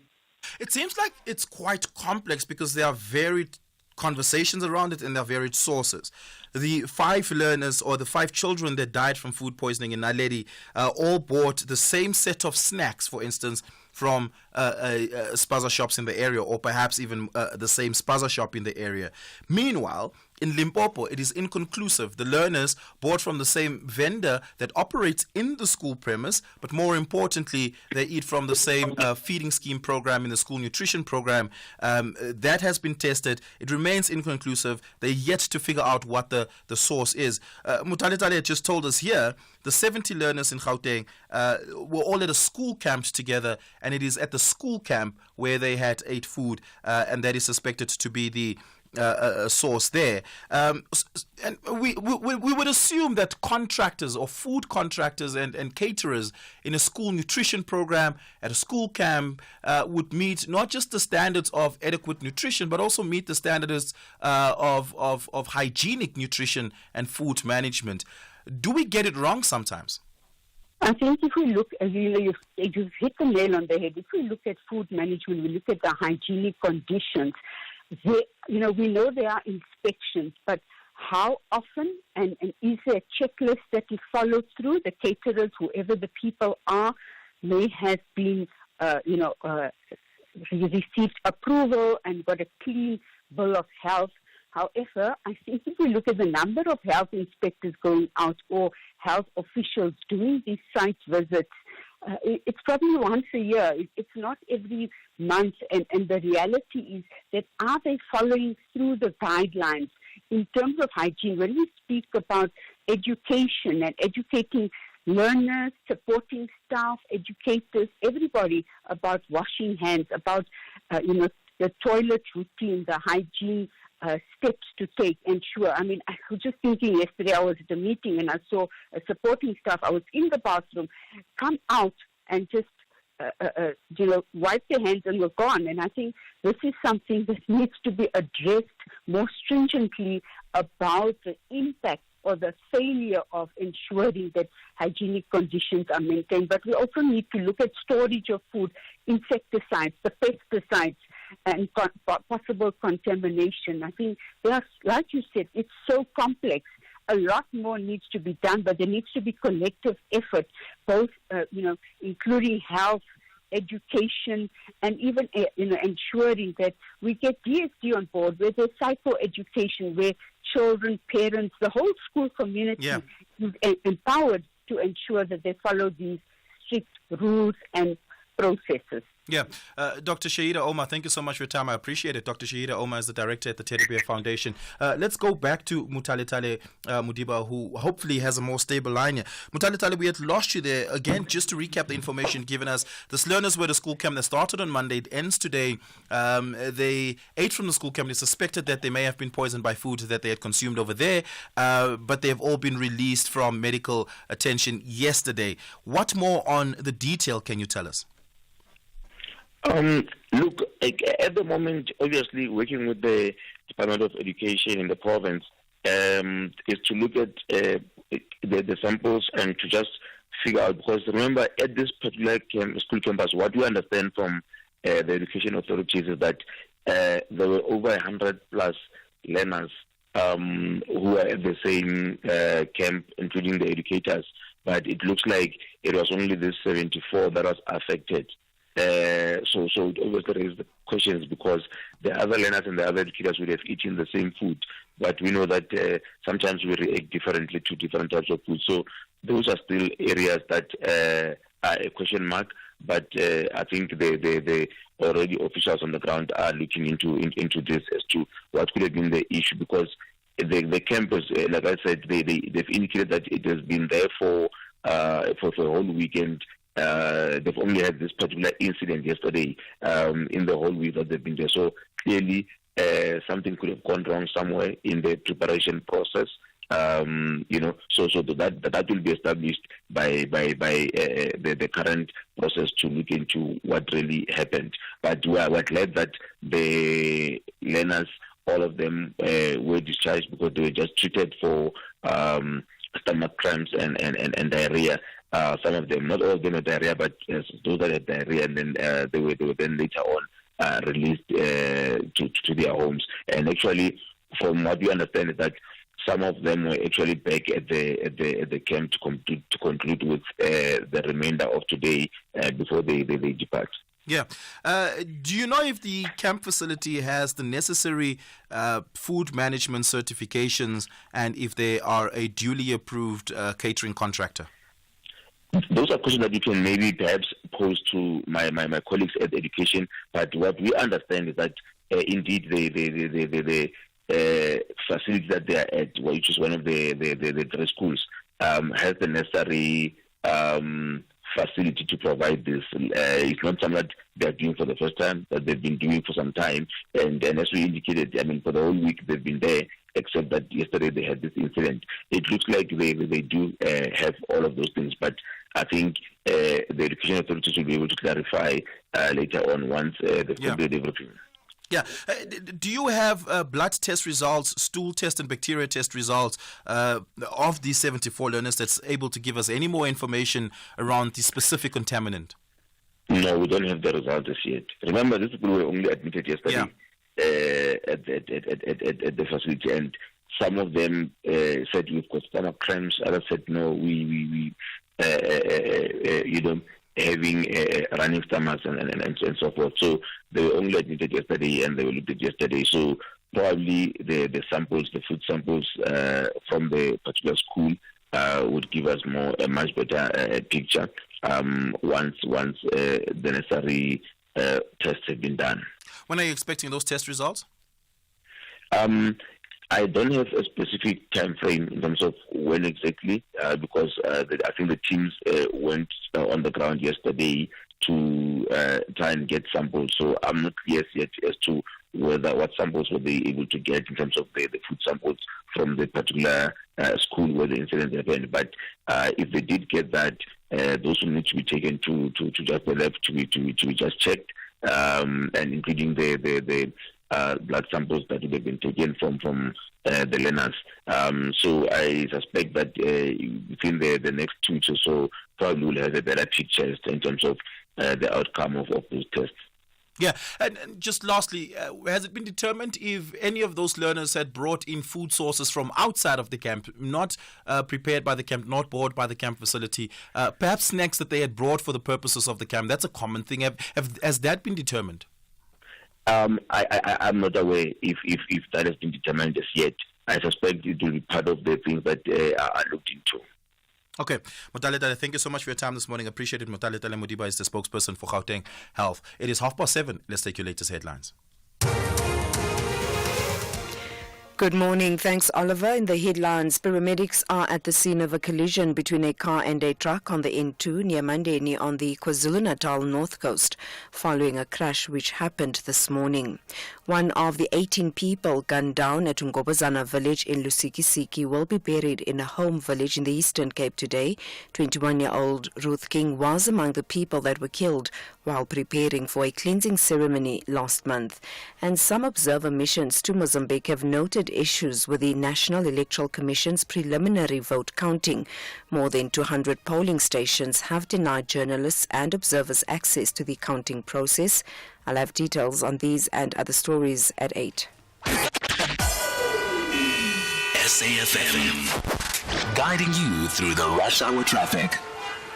Good morning. Top story is this horrific crash north of Mandini on the N2, northern parts of KZN. The road is closed. If you're going between Durban, Richards Bay and Pangeni in either direction, you will be diverted off the N2 and rerouted locally out to the R102. That's all going to be very busy. It's a very significant, very serious collision. Multiple fatalities. That section of the N2 will remain closed this morning and probably into the afternoon, I would think. Just staying in Durban, the N2 already queuing heavily between the M7 and Westwood Mall up through the roadworks, and a breakdown leaving Pietermaritzburg and Ashburton. Heavy queues coming down from the Market Road exit. Midrand, perhaps a little bit slower than you might be expecting for a Friday. Bit of traffic queuing there between the old Johannesburg Road exit and the new road off-ramp. Crash on the N17 before Rondebolt Road if you're leaving Springs Backpan towards Joburg. That's still heavy. There's also been a crash on the N3 at Heldenace, causing a big delay coming out of the Germiston area this morning. And Cape Town, a lot of pressure around Woodstock. There's a lost load incident, N1 out of town at Lower Church, but the impact is really inbound, so very heavy coming through from Belleville. Marine Drive really struggling through Pardon Island to get into that heavy N1 inbound queue as well. And then there's been a crash in the heart of Goodwood, Jakes Curvell Drive south at Ford Trekker Road, causing quite a heavy backlog from Franz Conradi. With your traffic updates, I'm Rob Byrne. This is SAFM Sport with Zai Khan. Zai, the debate is on now, and you have to choose a side. The GOAT, greatest of all time. I'm a Roger fan, and I'll always go with Federer. Rafa has now retired. He's had an illustrious career. I don't think he edges Roger though. My goodness, history is about to be made. We actually agree on something. Really? Yes. Not because Federer is like half South African from Limpopo. Swiss precision, South African passion. But I genuinely think his impact on the game has been incredible. When Rafa came in, I do remember he had a flair about him, right? He had this suave about him, but he also had an impatience about him, which I think Federer had. And at the beginning. Yes, at the beginning. He grew up, Rafa, that is. He became more mature over time. His style of play evolved. But I think with him, Djokovic and Federer now, out of the game, it honestly is the end of an era. I know. Who have we got? Alcaraz, Sinner, Medvedev, Shelton. maybe. Ben. I'm a Ben Ben fan. Shelton. Francis. Tiafoe? He just was throwing stuff at Yeah, he was swearing. He was like going crazy. I think Ben Shelton and Francis Tiafoe are the next greats. Can't wait. Actually, we need a change of order. A change of guard is what we're looking for when it comes to this match, which is Bafana. They are looking to take on a very formidable DR Congo happening tonight. But they have had some issues, Congo arriving into the country, internal as well as immigration issues. But our coach, Hugo Bruges, doesn't want to read too much. Vous voyez, c'est une grosse équipe. C'est la 10e équipe d'Afrique aujourd'hui. C'est-à-dire qu'il y a eu un travail qui a été fait. Aujourd'hui, nous, le Congo, on est en train de travailler aussi de la même façon. Yeah, what I can say about the South African team is you can see they are not number 10 by chance. They put the efforts, they put the work, and the coach started working from the ground, and then get the team where they are today. It's one of the biggest teams in Africa. So we can't, even on our side, we are trying to put the same effort so that we can build our team. We know that we are not where we want to be at yet, but with the work that we are putting in, we believe that our future looks bright. And you can catch the match between Bafana and DR Congo live on SABC Sport from 7 p.m. Elsewhere, Botswana securing a 1-0 away victory against Cape Verde in their AFCON Group C qualifier. Zimbabwe beating Namibia 1-0. Ghana's Africa Cup of Nations qualification campaign stuttered again. They were held to a 0-0 draw by Sudan. All happened at the Accra Sports Stadium. DR Congo maintaining their perfect start in Group H with a 1-0 win over Tanzania. And cricket, the West Indies picking up their second win in Women's T20 World Cup Group B, beating Bangladesh by 8 wickets in Sharjah. Bangladesh were put into bat after losing the toss, and although their captain Nigar Sultana scored 39 runs of 44 balls, her side finished on 108 for 8. And tennis, tough news for the tennis world, according to Yannick Sinner, as he spoke after Rafa Nadal announced his retirement from the sport. Tennis great Nadal announced his impending retirement at the age of 38 after winning 22 Grand Slam singles titles during an unprecedented era he shared with his rivals in the so-called Big Three, Roger Federer and Novak Djokovic. Nadal says he will retire after next month's Davis Cup finals that will be played in Malaga, Spain. Here's Yannick Sinner. He taught us, the young players how to behave on the court, how to handle situations on the court, the tough situations, to stay humble, at the same time, not changing with the success, choosing the right people around him, having a great family, and, there are so many great things he gave. And that's how we wrap up your sport on The Morning Brief. We'll have more at the top of the hour. For SAFM, I'm Zai Khan. The Business Update on SAFM. And Darling is back with the business update this morning. It's a mixed bag of results, Darling, for South African industrials, with on the one hand manufacturing production down, but mining output on the other hand being up. Let's start with manufacturing production. What do we know? So output in the manufacturing industry slipped 1.2% in August, taking a breather after improving to 2.1% in July. The drop in production was primarily fueled by a 16.1% slump in the motor vehicles, parts and accessories sector, accounting for 1.6 percentage points of the overall decrease. Additionally, the basic iron and steel, metal products and machinery sector contracted by 5.4%, contributing 1.2 percentage points to the downturn. According to Investec economist Laura Hodes, August print aligns with the ABSA Purchasing Managers Index that slipped into contractionary territory at 43.6 points in August, down from 52.4 previously. The business activity and new sales orders indices also saw drops in August following July's improvement, which was driven by delayed sales orders resuming after political uncertainty eased. Now, Hodes added that a sluggish global manufacturing environment continues to hinder export growth, but we could be in for an upturn in September following the expansion that we saw in the ABSA PMI for September. Yeah, and mining not so good. Their production levels seem to be up after a very dry spell. Good news, but how up is up? Really tepid, Oliver. Gains were welcomed, though, considering that this was the first increase in output in 3 months. So production is coming in at 0.3% higher on a year-on-year basis. On a monthly basis, output rose 2.9%, driven by growth in manganese, PGMs, and chrome. But not all sectors performed well, with iron ore production contracting 15.2% and gold output decreasing 4.6%. According to FNB economist Tanda Sithole, despite eased energy constraints, mining activity is expected to remain moderate in the near term due to challenging external demand and ongoing inefficiencies in port and rail infrastructure. These infrastructure issues continue to limit productivity and profitability across the sector. Now, in terms of mineral sales, the picture was less optimistic.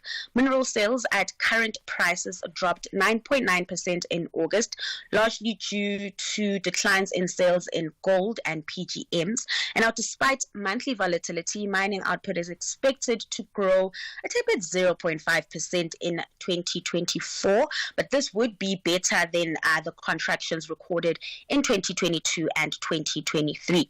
Recent interest rate reductions from major central banks are likely to support precious metal prices, providing a positive outlook for the sector. Yep, let's take a look at those market indicators. Starting in Asia, markets are trading mostly higher despite negative cues from Wall Street overnight. Chinese stocks, though, falling as traders from that end await potential fiscal stimulus announcements, which would be announced tomorrow. With that, the Shanghai index is down 2%, while the Japanese Nikkei trends higher, gaining 0.6%. In the US, futures really flat, traders digesting that inflation print, as well as the downbeat weekly jobless numbers, which suggests that hiring slowed in the first week of October. Back at home, the JSE had a mixed finish, with the all-share rather ticking up into the green, closing 0.07% higher. Gains from the Financial 15 and the Resources 10 indices boosting the all-share. The Rand, in the meantime, staging a slight recovery, but still on track to end the week lower. It's trading at 17.51 to the dollar. And darling, thank you so much for that. Really do appreciate it. We'll touch back with you in the next hour. It's 19 minutes to the top of the hour. Africa Update on SAFM. And Advocate Sipho Mantula is back with the Africa Update this morning. Advocate Mantula, thank you so much for your time. Perhaps to start here, Mozambique counts the votes amid allegations of irregularities. They voted 2 days ago. Voting count started yesterday and already claims of irregularities. What do we know? My apologies. Let's start there again. Advocate Mantula, go for it.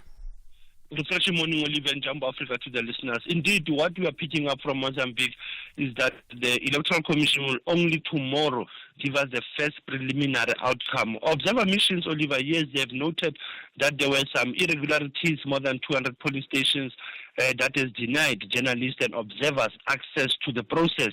That also raises the question whether this election will be pronounced as credible, legitimate, and transparent according to the electoral norms and standards. What is also concerning is that you'll understand that it will take them almost 2 weeks to finalize those elections results, only out of 17 million eligible voters. So you can see, Oliver, it is the issue of also our system in the African continent of the delay of even pronouncing election results. And we know, between David Chapo, Momade, Mondlane, there are high expectations that people will want these elections to be free from violence.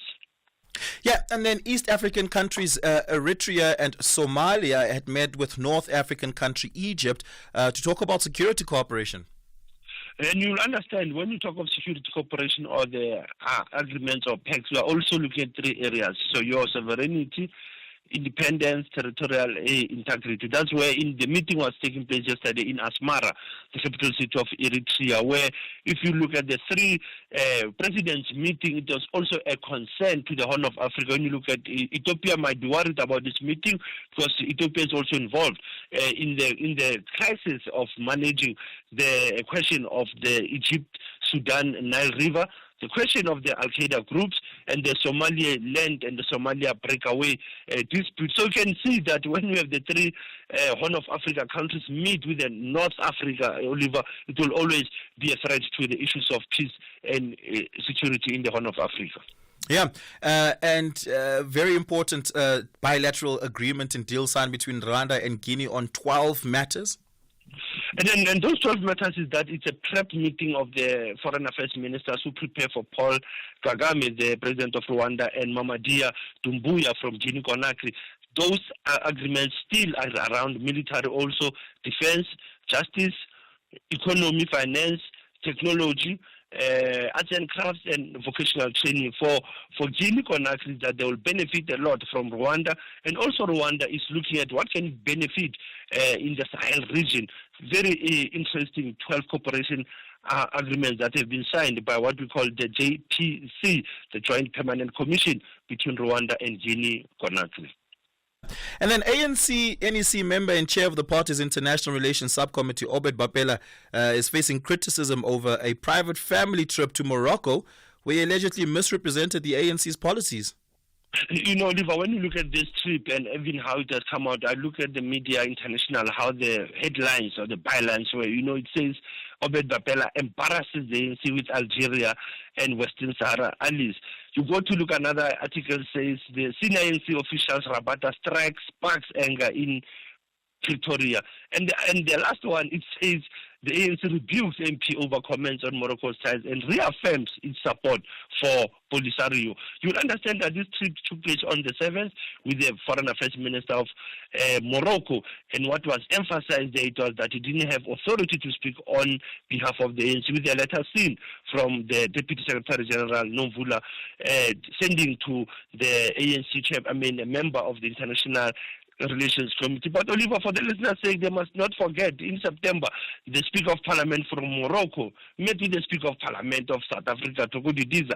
So you ask yourself, what is the policy of the ANC, of government towards Morocco, looking at the question of Algeria and Western Sahara? So we'll wait and see, Oliver, what will be the disciplinary action taken against the former minister and a member who's the chair of the International Relations Subcommittee of the ANC. This is an interesting time in the geopolitics of the Arab states. Yeah, would be curious to know if they had spoken about AU cooperation on the continent. Let's take a look at our archives today. On this day in 1886, Standard Bank opened its doors. Yeah, Oliver, I had to dig deeper here, 138 years ago. But Standard Bank, not new. They've been in Trabera since 1862. It used to be known as the Standard Bank of British South Africa. So the Witwatersrand branch that was open on this day is very important when we have to look at the issues of transaction, finances, economies of the then apartheid South Africa. Elof Street was 1901, Oliver, and Johannesburg from Pretoria head office 1970. So if you look at this bank, it has grown a span in 17 African countries, 16 also in South East Asia, Latin America, and Eastern Europe. That's how the banks have been managing, Oliver, in the post-colonial era and in the post-apartheid setting. Asante sana, Oliver, just in the conversation, SFM observing the Human Rights Month. Henrique Mandula, thank you so much for that. Give us a call, 086-000-2032, 086-000-2032. Tweet me at Oliver_speaking. You can find me on Facebook. It is Oliver Dickson over there. This is SAFM, conversations that move us. Cultural Urban Festival Africa will conclude the weekend in style with an exhilarating brand of football. The City of Roses will vibrate as Bakhabane Bantwa battles it out with Amakhosi. This is the inaugural Kufa Cup. Who will conquer the 90 minutes at the Toyota Stadium in Bloemfontein? Witness the incredible Kufa Cup clash between Maruma Gallants and Kaizer Chiefs the Sunday 13 October at 2:30 p.m. live on SABC1 and SABC radio stations. You can also catch it everywhere for everyone, always on SABC Plus and SABCsport.com. Tickets are available at Ticket Pro, Spar, BP, and Shell. Proudly brought to you by SABC Sport.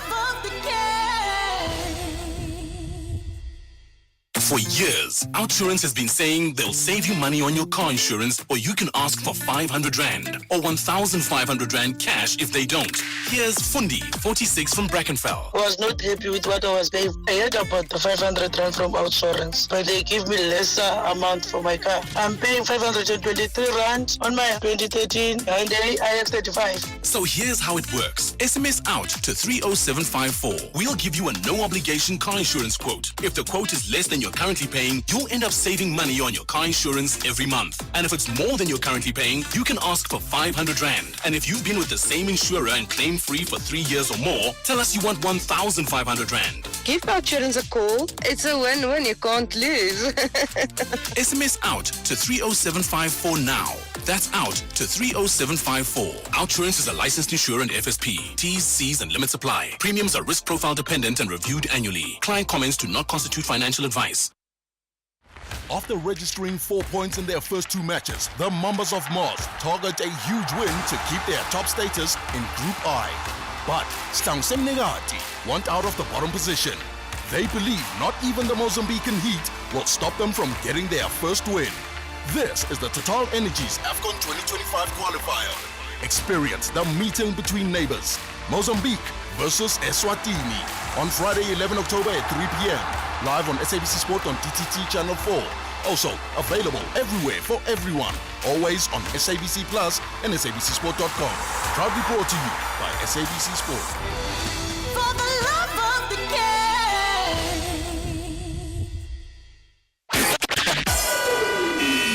SAFM, guiding you through the rush hour traffic. Very heavy into Pretoria this morning on Eski and Patlali, coming in towards Marabastad. Big queues backing up through towards Van der Hof. You may want to off-ramp and go down through Capital Park. It's a much easier run through there. I think you'd get onto Flower Street over the river and then down through the Paul Kruger and get in nice and easy. Eski and Patlali is very heavy. Also, crash on the N14. I beg your pardon, it's Boerta Avenue.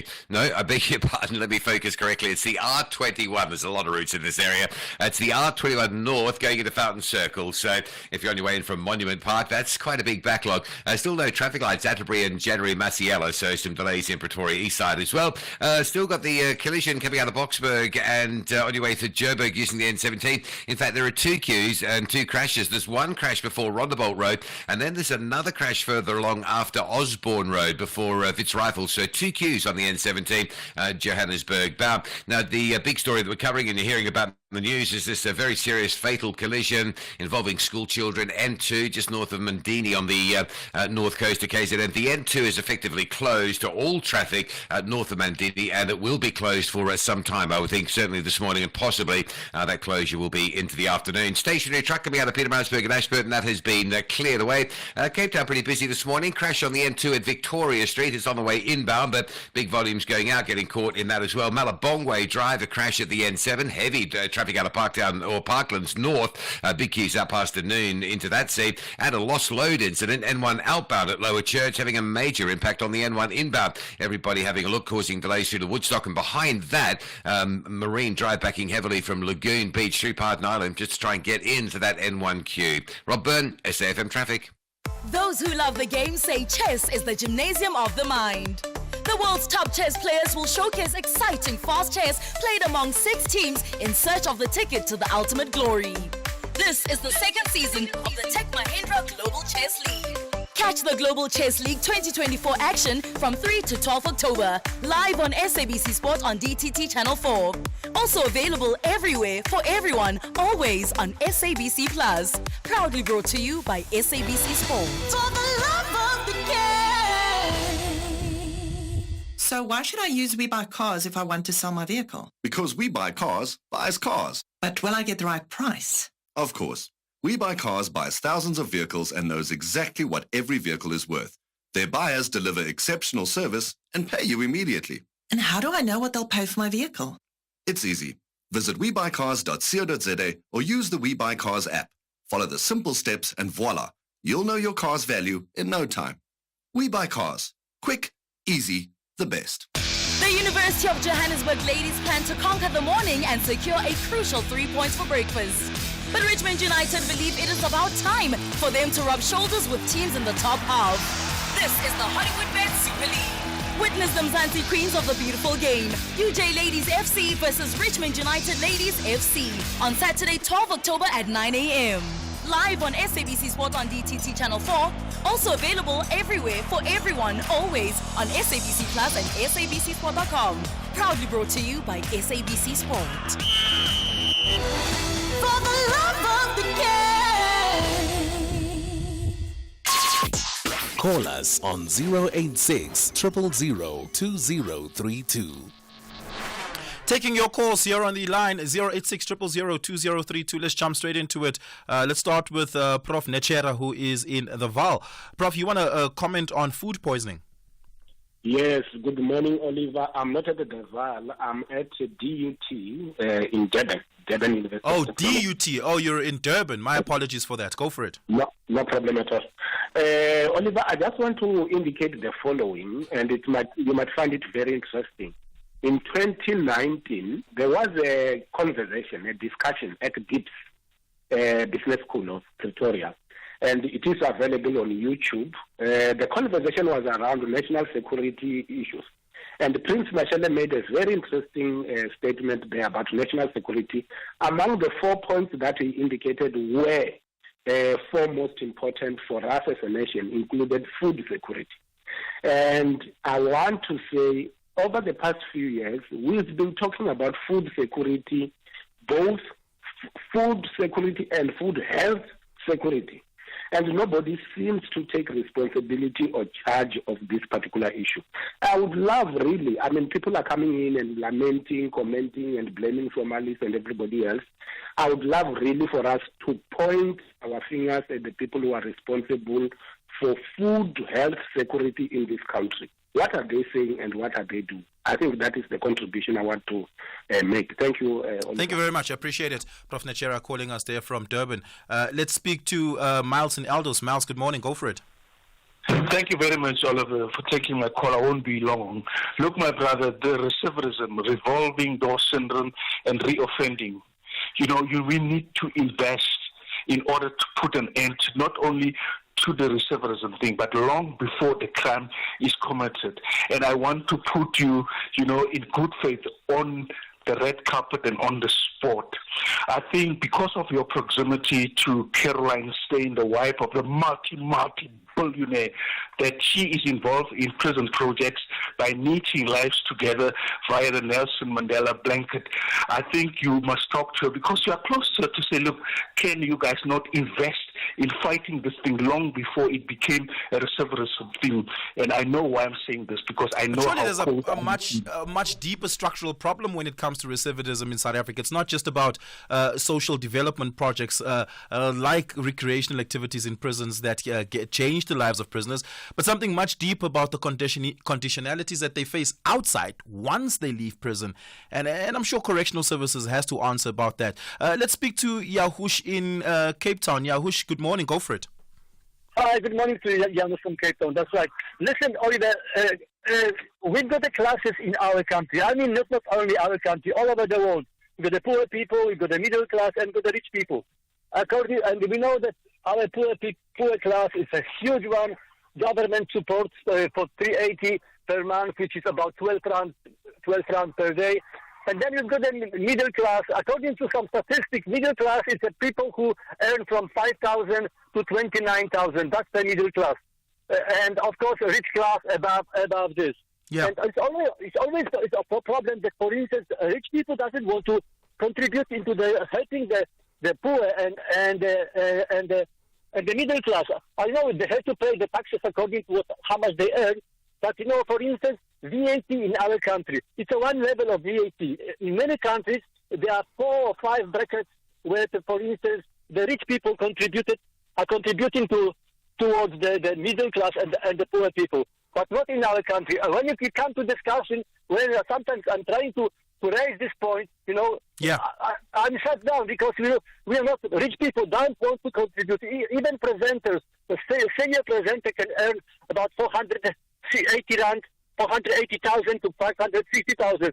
That means that they are rich. Maybe they're also not interested to talking about it. I think we have to have a serious discussion about it. Okay, thanks a lot, Yahush. Appreciate it. Mark in Durban, go for it.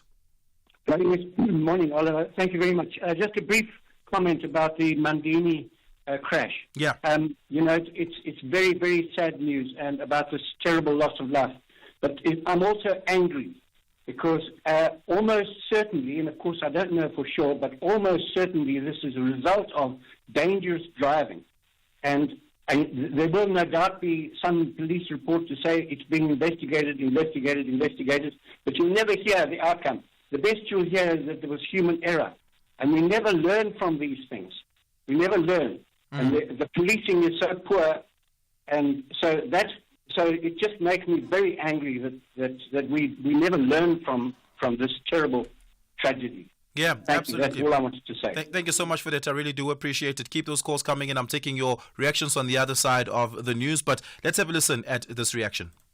Why is the MEC so blasé and calm about it? I mean, like, we're talking about children dying, children in hospital, and obviously foreign spaza shop owners are the culprits selling contaminated food or expired food to learners.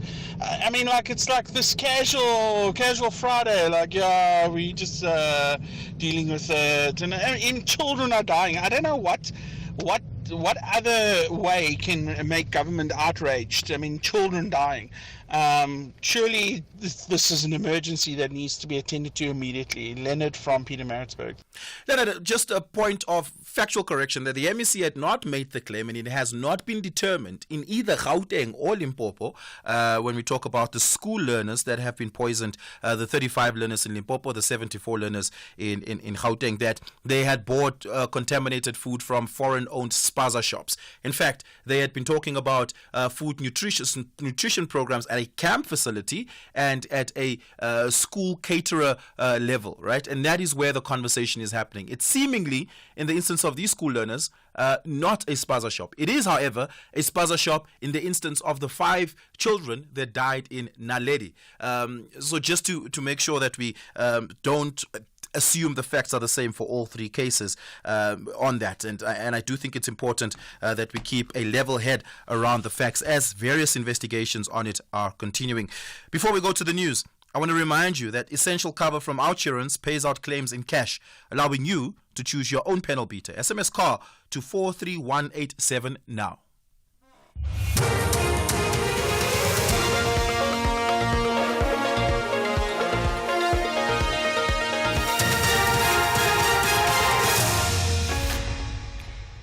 In our top stories, 8 people killed in road crash on the N2 in KwaZulu-Natal and concerns over Mozambique's vote counting process. Good morning. Paramedics are at the scene of a collision between a car and a truck on the N2 near Mandeni on the KwaZulu-Natal north coast. 8 people were killed in the crash, which happened this morning. The truck driver, who's reported to be in a critical condition, has been taken to hospital. Part of the N2 has been closed. One of the paramedics, Samantha Mayrick. We have at least 8 confirmed dead and 1 critically injured on scene. This is a developing story. As search and rescue personnel continue, the N2 is currently closed in both directions between bridges and 18 and 19 on the north coast. One of the 18 people gunned down at Ngobazana village in Lusikisiki will be buried in a home village in the Eastern Cape today.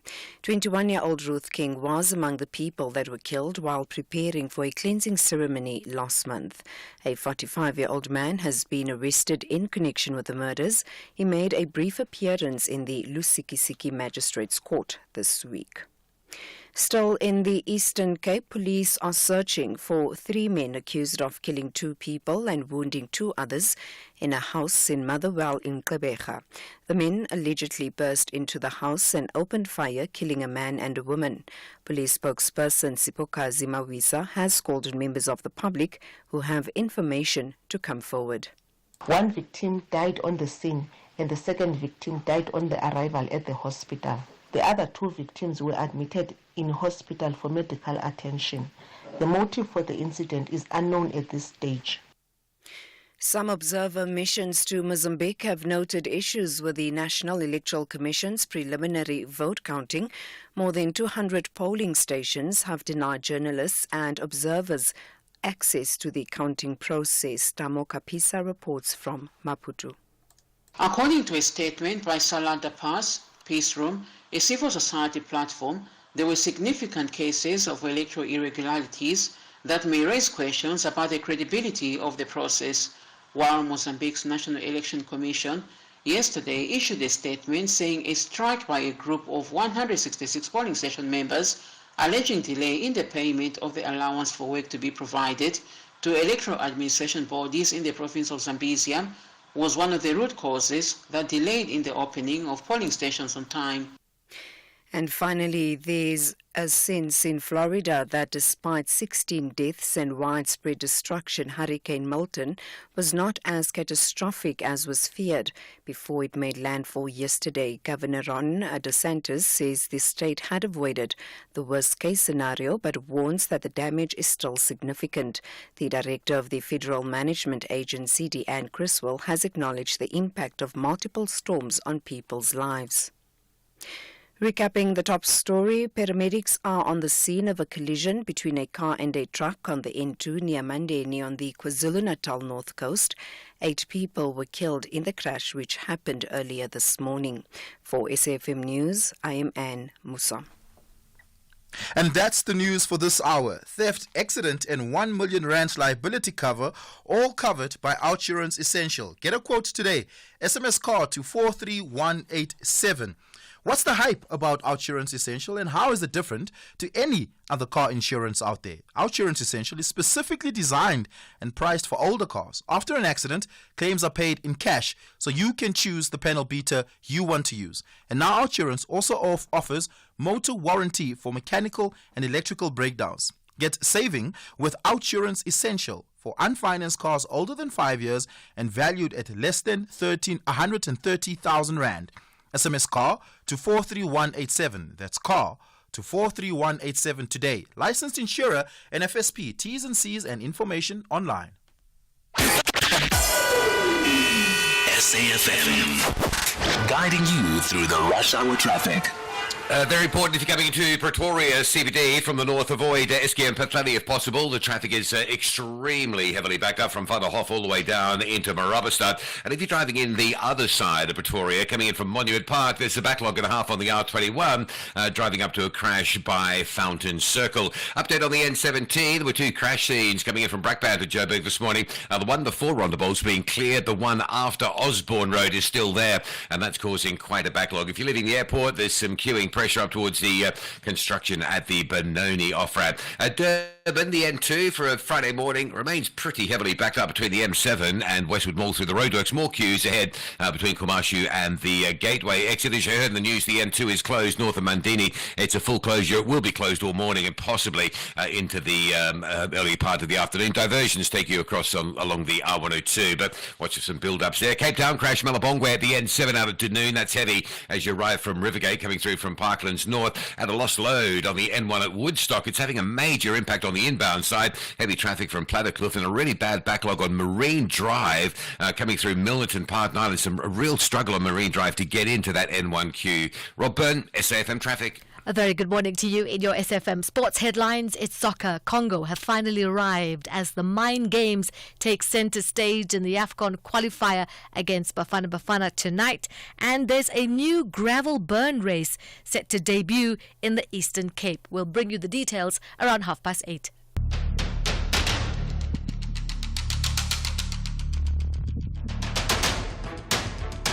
The Morning Brief, Monday to Friday, 6 to 9 a.m.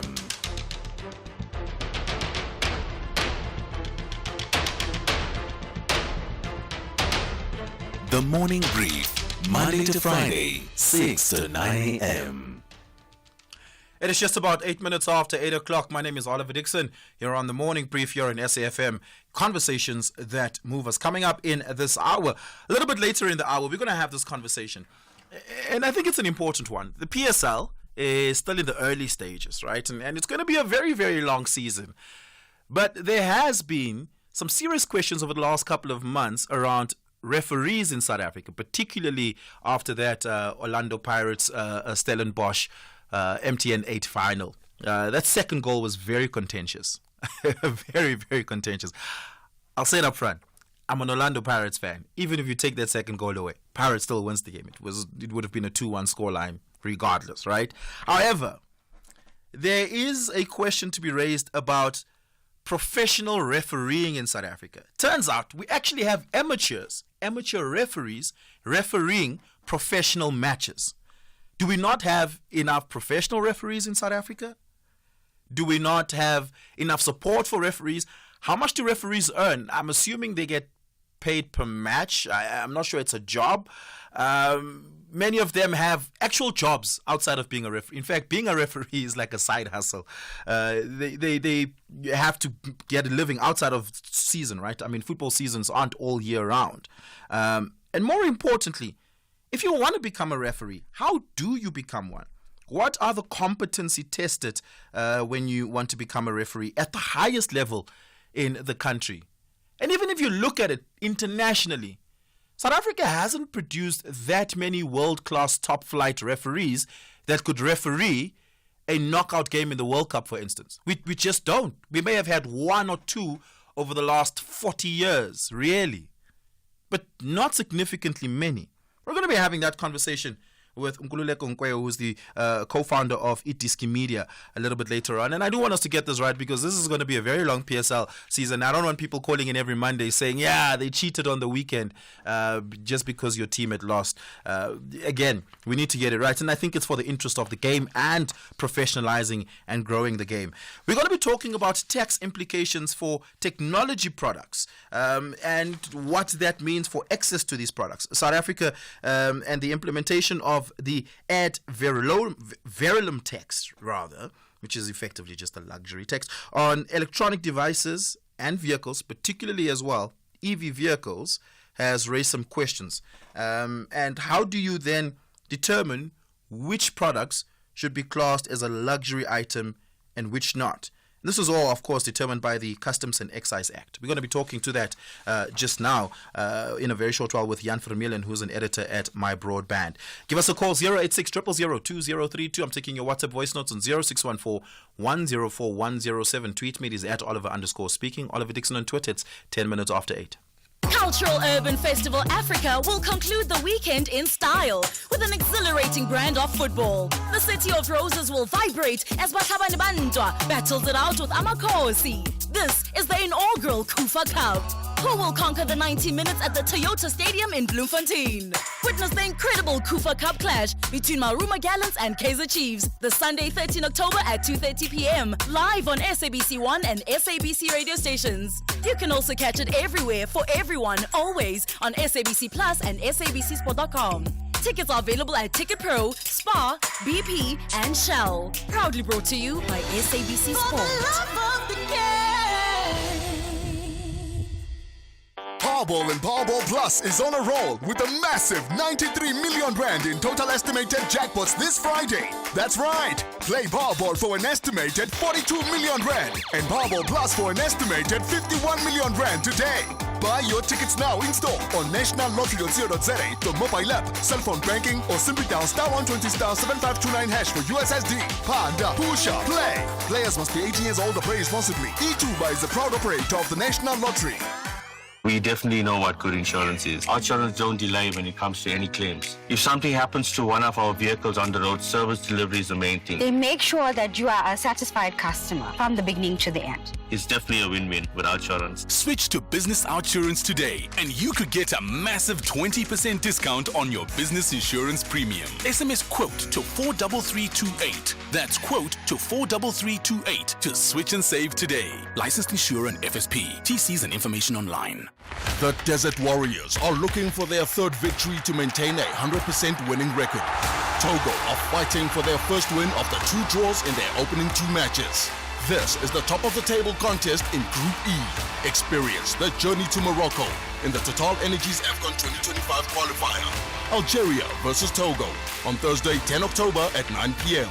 Live on SABC Sport on DTT Channel 4. Also available everywhere for everyone. Always on SABC Plus and SABCSport.com. Proudly brought to you by SABC Sport. For the love of the game.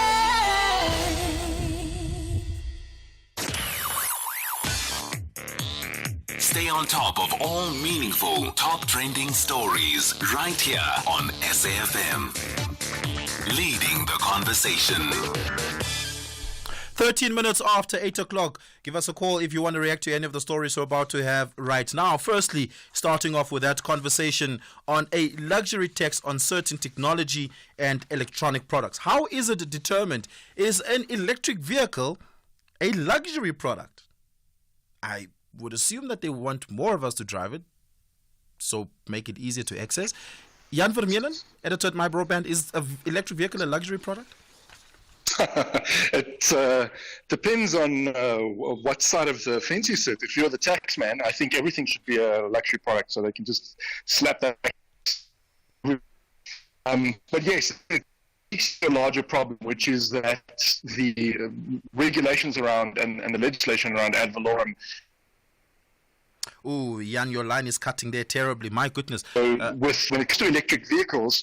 Jan, let's just pause there. Your line is cutting intermittently, or the line rather. Let's see if we can fix that. I'm going to put you back. Sorry, it's the Wi-Fi. Can you hear me now? Oh, much better, much better. Thank you so much for that. Go for it. Cool. I went to go and stand underneath the router. So the situation with electric vehicles is not specific to electric vehicles. It's got to do with cars in general, and so the way ad valorem is calculated is really based on what cars used to cost, like in the 1990s. And so that's where the root of the problem lies, is when it comes to electric vehicles in particular. Other electronics is a different kettle of fish, but when it comes to electric vehicles and cars in South Africa in general, the ad valorem thresholds have not really been adjusted for inflation. Right. I would imagine, let's talk about the range of technology products that fall in. I would imagine that, for instance, maybe a drone could be a luxury product, especially if it's droning for recreational purposes. Let's say perhaps you're a hobbyist. But I can't imagine that a high processing computer, for instance, is a luxury product when you need that for perhaps educational purposes. Yeah, it's kind of it seems arbitrary now. So once again, when these decisions were made, 10, 20, 30 years ago, they might have made sense. Smartphones, I think, are an excellent example, and our Minister of Communications, Soli Malatsi, has said that this is something that lies close to his heart. Maybe in 2010, a smartphone was a luxury good, but nowadays it's essential. It's essential to remain connected in South Africa, and so it certainly shows that there's room for these laws and regulations to be revised, so that at the very least there's some kind of reasonable threshold for what constitutes a luxury good. So you can go, cool, if the computer costs over 200,000 Rand, then it's luxury. But maybe, that's also, it's quite arbitrary, because if you're a business that needs that item, it's really not a luxury to you. But and so perhaps there's room for something a bit more fine-grained. But for smartphones, that's a very good way to and an easy way to approach it, where you can go, if this smartphone is under 6, 7, 8,000 Rand, whatever the case might be, then it's exempt from ad valorem. So for people who might not know how ad valorem works, is it adds 9% tax on top of on top of the product's cost, and then on top of that you still have VAT loaded. Yeah. And so ad valorem is like just increases the cost of stuff tremendously in South Africa. Is this 9% added at the factory price before import and custom duties are applied, or is it applied at landing in South Africa? Yeah, it's complicated. So as far as I understand it, and it can often change depending on the customs official that you get, but it's essentially the cost, because remember that the rand value fluctuates as well. So it's the cost of the item when it's its landing price. When it lands in South Africa, what's the cost of the item, and then you put ad valorem on that. And the 9% is for things like smartphones, computers, electronics, that sort of stuff. Vehicle ad valorem is calculated differently on a sliding scale from like 0% to 30%. Yeah, I genuinely don't think that anyone should pay any sort of ad valorem on any phone whatsoever, unless of course your phone works in outer space, as maybe as a hobbyist you want to connect to Mars and I don't know, hear the rovers, but that just doesn't make sense at all. Yeah, it's a worthwhile debate to have.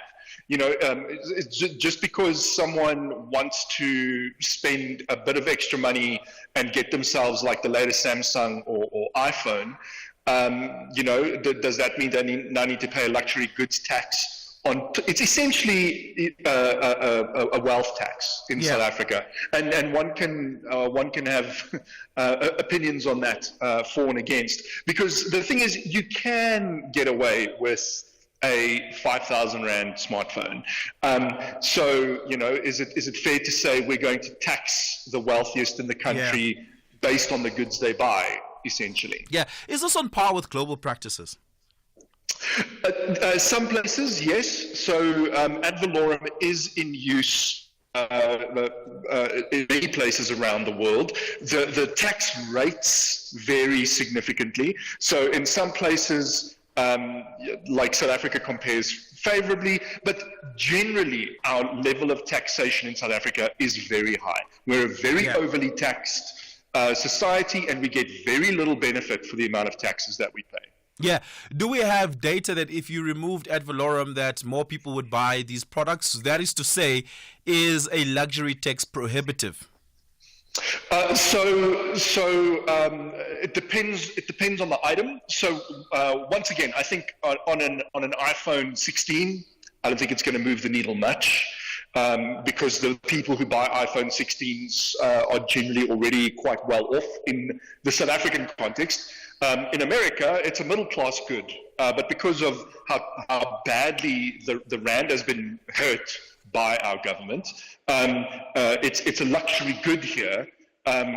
Because when you multiply, $499 or $599 by 17 rand, suddenly it's unaffordable. But in America, that's something that a middle class person can afford.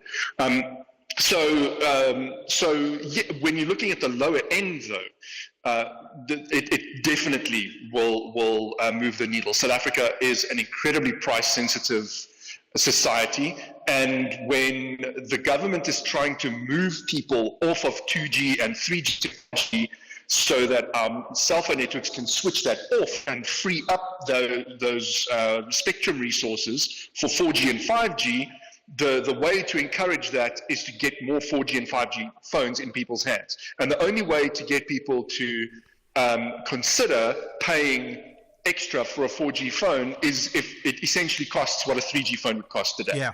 And one way to do that is to cut the taxes on it. Yeah. Thank you so much. I really do appreciate it. Thank you so much for your insights. Jan Vermeulen, who is the editor at My Broadband. 21 minutes after 8. We've upgraded. Our new GIS-linked national address database lets us connect with you better than ever before.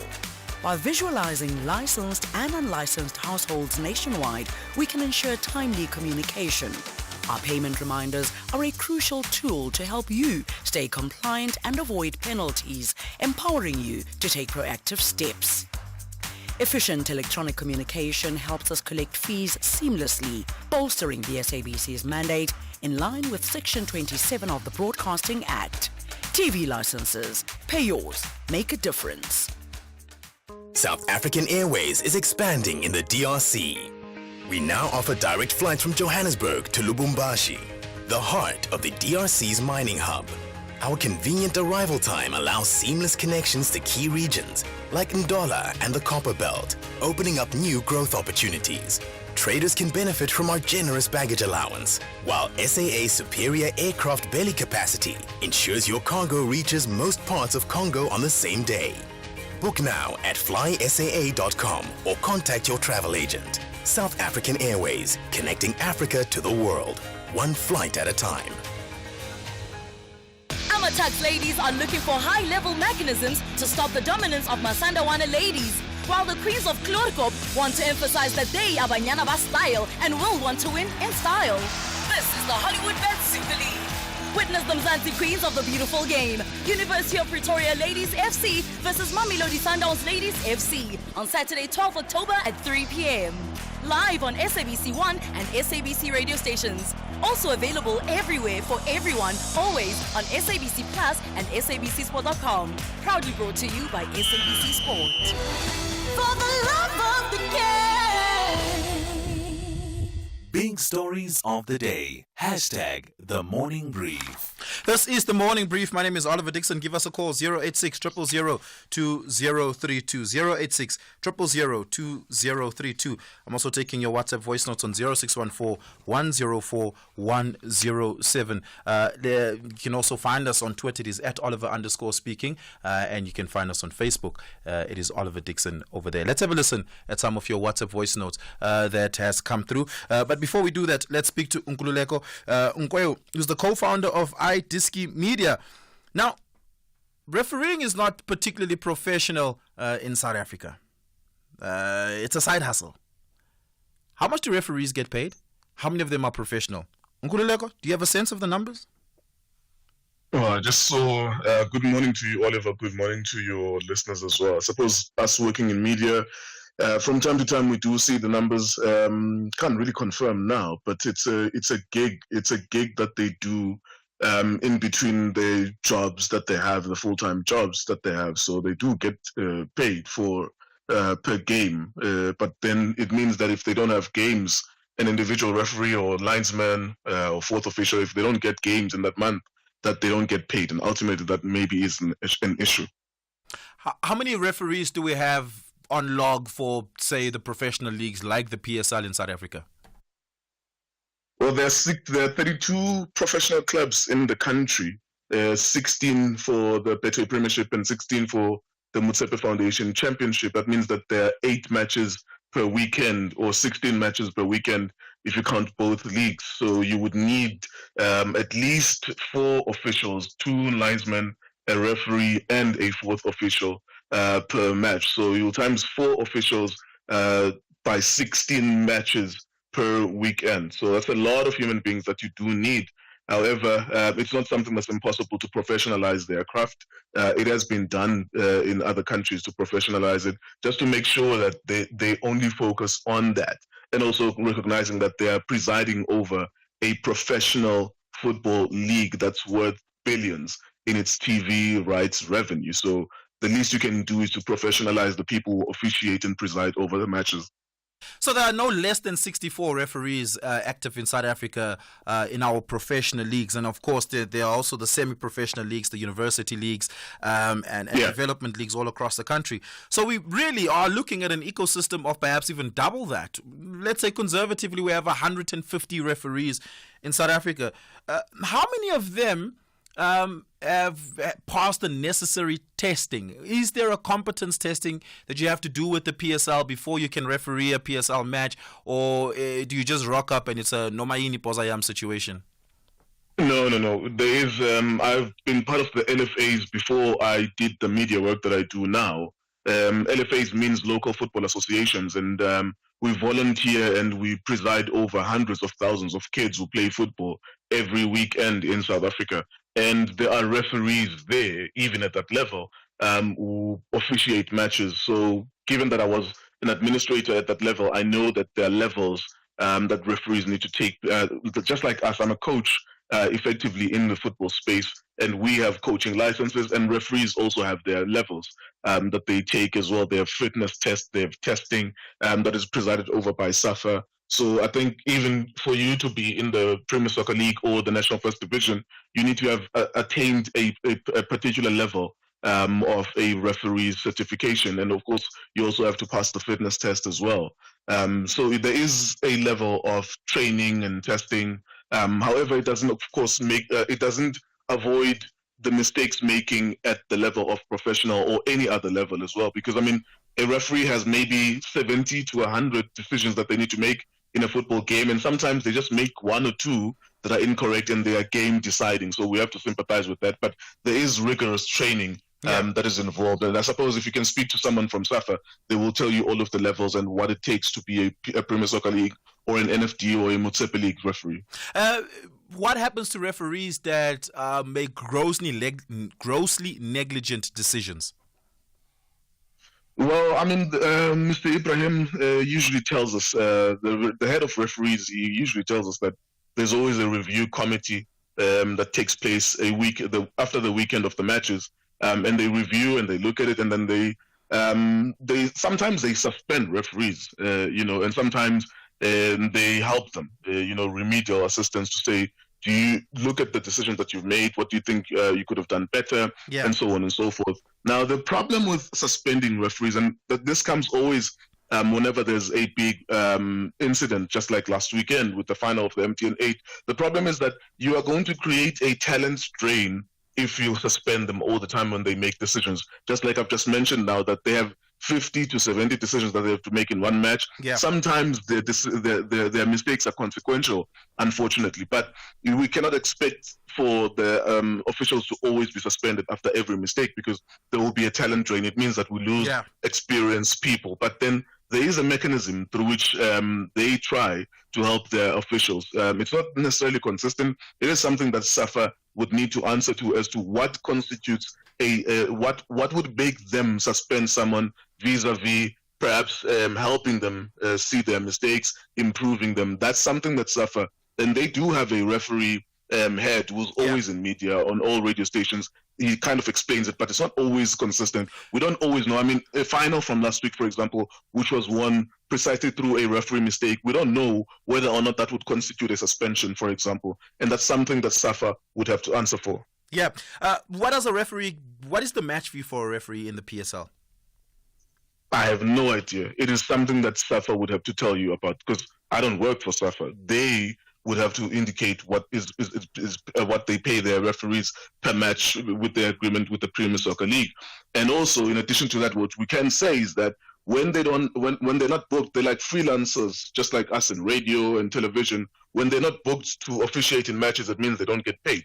So that's not there's a problem with the professionalization or the lack thereof within the refereeing in South Africa. Do we have confirmed cases of referees in the past having taken bribes?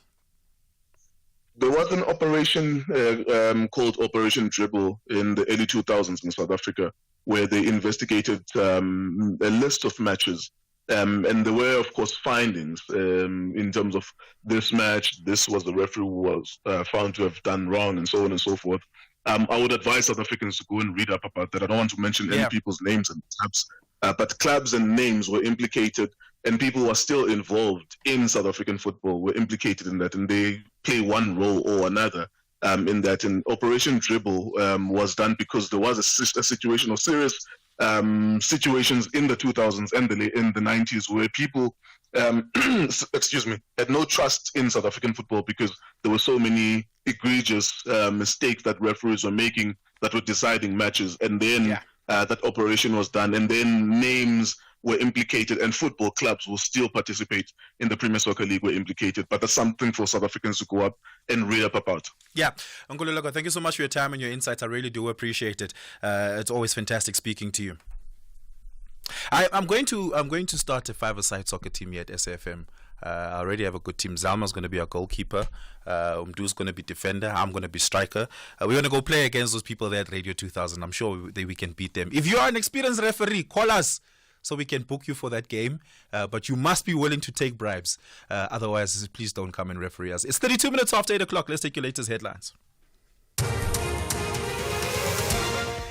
Good morning. Thanks, Oliver. And the headlines. The KwaZulu-Natal Transport Department has confirmed school children are among the victims of a collision between a car and a truck on the N2 near Mandeni on the province's north coast. 8 people were killed in the crash, which happened earlier this morning. The Director of Public Prosecutions in Limpopo says it had no prospect of success in the Palapala farm case. It has taken a decision not to prosecute anyone. The complainant, National Commissioner for Correctional Services Arthur Fraser, had requested to investigate the conduct of President Cyril Ramaphosa and his head of security. And the National Election Commission in Mozambique is expected to release its first preliminary results tomorrow. The full results are expected after 2 weeks. I'll have details on these and other stories at 9. SAFM. Guiding you through the rush hour traffic. It's a very heavy backlogs, gridlock around Pretoria CBD. It's the top end. If you sort of divide the CBD into quadrants and you take the northwest section, so we're talking Marabastad, if you like, and surrounding area, any route sort of north of WF and Como in that northwest sort of quadrant, very heavy. It's gridlocked, hardly anything moving. We understand it may be related to a taxi blockade, a taxi unrest of some sort. That's anecdotally just what we're hearing, unconfirmed, but we're getting that from multiple sources, so nothing official yet, but just very heavy. If you're coming on Paul Kruger, it's a disaster. Eskia and Pathani, even worse this morning. And once you come off those routes onto those sort of CBD routes, it just doesn't move. Block after block after block of blocked traffic into Pretoria. If you're sort of in the north, just come down Steve Biko and have a gentle run through Gazina and work back into the CBD that way. The R21, a crash at Fountain Circle, still very heavy getting in from Monument Park area. Joburg's N17, big crash is the second one on that route this morning by Vitz Rifles. Traffic still parking back as far as Rondebolt Road through to Germiston, looking very heavy. Durban queues on the N2 north in towards the Sabaya exit. Just had a little bit of extra time to get through that. The N2 closure will be with us for some time. I can confirm now the closure extends from Gingingluvu through to Mandini, so you'll be rerouted off both directions and sent along the R102. I don't expect that route to be reopened until some point this afternoon. And then Cape Town, a lost load on the N1 inbound. Woodstock very heavy on the N1. The Marine Drive super badly backed up coming through Part 9 and trying to get into the N1, and a broken down bus or a large object before Hospital Bend, keeping pressure on the N2 back as far as Langa. Rob Byrne, SAFM Traffic. This is SAFM Sport with Zai Khan. Zai, do you referee soccer matches at your children's school? I am the parent referee in my family, so yes. That's between when you have 2 kids, you are the referee at home. Well, I'm thinking maybe I should use AI like what they're doing now in Wimbledon. Yeah. Actually, that could be a game changer. Like, just use AI to make these decisions, especially particularly complex decisions. We're still human, though. We're still going to swear. We're still going to throw rackets. Yeah. We're still going to... Are you going to join my 5-a-side soccer team? Oh, yeah. No, I'm being serious. Huh? I'm being serious. I'm going to start as a referee? No, as a player. I'm going to start a 5-a-side soccer team here at SFM. As long as we don't have one. As long as you use new technology, I'm in. You gotta win. There's a loose, not official, but there's a golf team here at SABC. Sundesh from SABC Sport runs it. Yes. So I'm on the team sometimes. What? Yeah, I'm telling you. You should join us. All right. You guys are revolutionizing sport here at SABC. I know there's an athletics club as well. Very cool. Really? Yeah. I need to join them.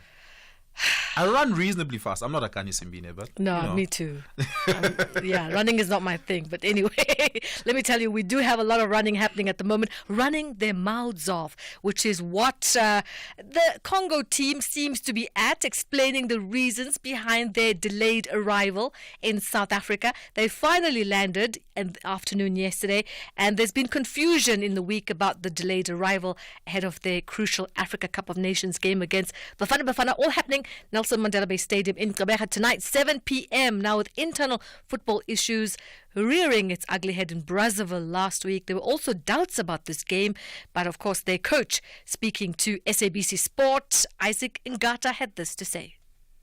Non, hier on devait arriver et on a appris que l'aéroport fermait à 20h. Donc nous, on ne pouvait pas arriver à 20h parce qu'il fallait qu'on fasse un entraînement local. No, it's not a big deal because we're supposed to arrive yesterday. We're supposed to actually leave yesterday. But because we heard that the airport closes at 8, we wanted to leave earlier than that, but we couldn't. It was nothing major, but we managed to be here. Some rugby. The Stormers preparing for a tough battle against Edinburgh in their United Rugby Championship clash tomorrow at the Hype Stadium. Edinburgh are currently second from bottom on the log, having lost their opening 3 games, but are determined to bounce back after a 55-21 defeat to the Lions. Boxing. African Boxing Confederation President Iyasu Wasson has backed the Russian-led IBA against Olympic organisers, who have said the sport needs a new global body if it is to remain on the program at future games. The International Boxing Association was stripped of recognition by the Swiss-based International Olympic Committee last year for failing to implement governance and finance reforms. The IOC has said boxing will not feature at the 2028 Los Angeles Games unless national federations join a recognized new world body. And finally, a new 7-day gravel race called Gravel Burn will debut in the Eastern Cape next October, offering cyclists an 850-kilometre journey through breathtaking landscapes. Now, the event welcomes professional and amateur riders with registration opening in December. That's a wrap of your sport on the Morning Brief. We'll have more for you on SAFM around 12:30 with John Gericke. I'm Zai Khan. The Business Update on SAFM. Ntaleng is back with the business update. Ntaleng, we start off this update with Governor Kganyago saying that the local economy is showing encouraging signs. I don't know if that means that we're in for another rate cut in the next MPC meeting. You don't think so? I don't know. You know, I hope so. is not one that's overly optimistic, but Yeah, at he a really briefing in isn't. he isn't. At a briefing in Parliament yesterday, the governor was upbeat about the country's prospects. Kganyago said the country has experienced several key positives, including a strengthening rand against the US dollar, a rebounding economy with 0.6% growth forecasted for the third quarter, and controlled inflation that may drop below 4% in the coming months. In terms of growth, Kganyago highlighted the recovery in key sectors like mining and agriculture. He also noted an improvement in household consumption, driven by pension fund withdrawals and falling inflation. Now, the positive trends give the Reserve Bank more room to make policy adjustments, and so the governor's comments suggest that the SARB could ease monetary policy further following last month's rates reductions. Hopes are for a larger cut come November, and this would then give consumers much needed relief. Let's hope that rate cuts translate into this, because consumer sentiment around the economy matters a big deal for the property sector. And property company Equitas is one of the many companies that have become more optimistic about the local economy's prospects following the formation of the GNU. Company CEO Andrea Taverna-Tresan noted the improved sentiment on the country and said that and easing monetary policy bodes well for the commercial real estate market, positioning the industry as an attractive asset class for investors. Now, these comments were accompanied by Equitas' results. The only pure logistics property player on the JSE delivered a 1.7% rise in distribution per share. This is a measure of success for property companies. Meanwhile, Equitas achieved full occupancy with no vacancies across its portfolios. The group added that both its South African and UK portfolios were performing well, driven by strong net property income growth and improved property valuations. The local property portfolio grew over 5%, while its UK assets increased 7.4%. And it is just about 20 minutes before the markets open. What are we looking at today? Now, looking at the JSE's international peers and how they've performed overnight and leading up to our open, we could be in for a mixed day today. Investors chewing on macroeconomic indicators, including U.S. inflation, Fed minutes, as well as local mining and manufacturing output prints. On the currency front, the rand on track to close the week on the back foot as the dollar strengthens. It's trading at 17.51 against the greenback. Moving over to Wall Street, futures flat. Traders in the U.S. gearing up for earnings season, kicking off today with earnings from banks, JP Morgan and Wells Fargo out with numbers later today. Shifting focus to Asia, markets mostly in the green. All eyes, though, are on China as policymakers prepare to update stimulus measures in an attempt to boost the world's second largest economy. Yeah, Ndalang, thank you so much for that. Really do appreciate it. Ndalang will be back on Monday here on the Morning Brief, giving us a wrap of what the weekend activities may mean for the markets going into Monday. Give us a call, 086 000 2032, 086 000 2032. You can send us a WhatsApp voice on 0614 104 107. The wait is finally over, and we can safely say that Tropica Island of Treasure is back to serve you some really great entertainment. Tune into S3 from the 28th of September to cheer on the 7 teams who will be vying to win a shared prize of 1 million rand, a brand new car each, and become the champions of Tropica Island of Treasure Season 11. Fancy 50,000 bucks? Predict the champions of Tropica Island of Treasure and you might be sipping that cold, refreshing Tropica all the way to the bank. Follow at MyTropica and at SABC3 for more information. Channel your inner champion with Tropica Island of Treasure starts Saturday the 28th of September at 6:30 p.m. only on S3. Open up. S3. Congo Brazzaville wants to ensure that AFCON bronze medalist South Africa gets nothing during their visit to Brazzaville. However, Southern Africans Bafana Bafana want to represent the region well by collecting maximum points. This is the Total Energies AFCON 2025 qualifier. Experience the exciting journey to Morocco, Congo Brazzaville versus South Africa on Tuesday, 15 October at 6 p.m. Live on SABC3 and SABC radio stations. Also available everywhere for everyone. Always on SABC Plus and SABCSport.com. Proudly brought to you by SABC Sport. For the love of the game. Across South Africa, online and on radio. SAFM, let's talk. It is just about 15 minutes to the top of the hour. Let's take your call, 086 000 2032. Janus in Johannesburg. Janus, go for it. Good morning. Oliver, how are you? It's Eunice. Eunice, go for it. My apologies. Go for it. Thanks. Oliver, regarding the current spat between Obed Bapela and the ANC on the Western Sahara issue. Now, you know, the United Nations has taken various resolutions on the question of Western Sahara, but they've never ever been implemented. And our own Catherine Constantinides, she's the roving ambassador for Western Sahara. She's lived in those refugee camps in the Western Sahara. Perhaps one day you need to get her on the air and she will tell you of the conditions of the people there, you know, what they endure there. And they've actually been the forgotten people of Africa. And that's the last place that's colonized in Africa. Now, something else that's very interesting is that when Donald Trump was president of the USA, what did he do? He contacted Morocco and gave them sovereignty over Western Sahara on the basis that they opened diplomatic relations with Israel, bypassing all United Nations resolutions, and yet Trump goes ahead and gives them sovereignty. I mean, can you believe it? So thereby, the United Nations also gets resolutions, they also get trampled upon because Trump on his own gives them sovereignty. Yeah. How do you like that? Yeah, Eunice, thank you so much for your thoughts on that. Really appreciate it. Eunice calling us from Johannesburg. Isaac in Midrand, you want to chat about a water crisis? Hey, good morning, Oliver and the listeners. How are you? I'm fantastic. Go ahead. I'm good. Yeah, quick one here. You know, I'm residing here at Klipfontein View in Midrand. It's Ward 32 under DA. Since the beginning of September, there's no single drop of water. Extension 1. But the other extension, they do have water, extension 2 and extension 3. So could you please assist us here, like to get us a councillor or someone who's reliable to tell us about this situation in Klipfontein View? Yes. Yeah, no, thank you so much for raising that. I too had a personal experience yesterday. The area I live in also didn't have water. We had a water cut yesterday. No explanation from the city of Johannesburg about what was going on.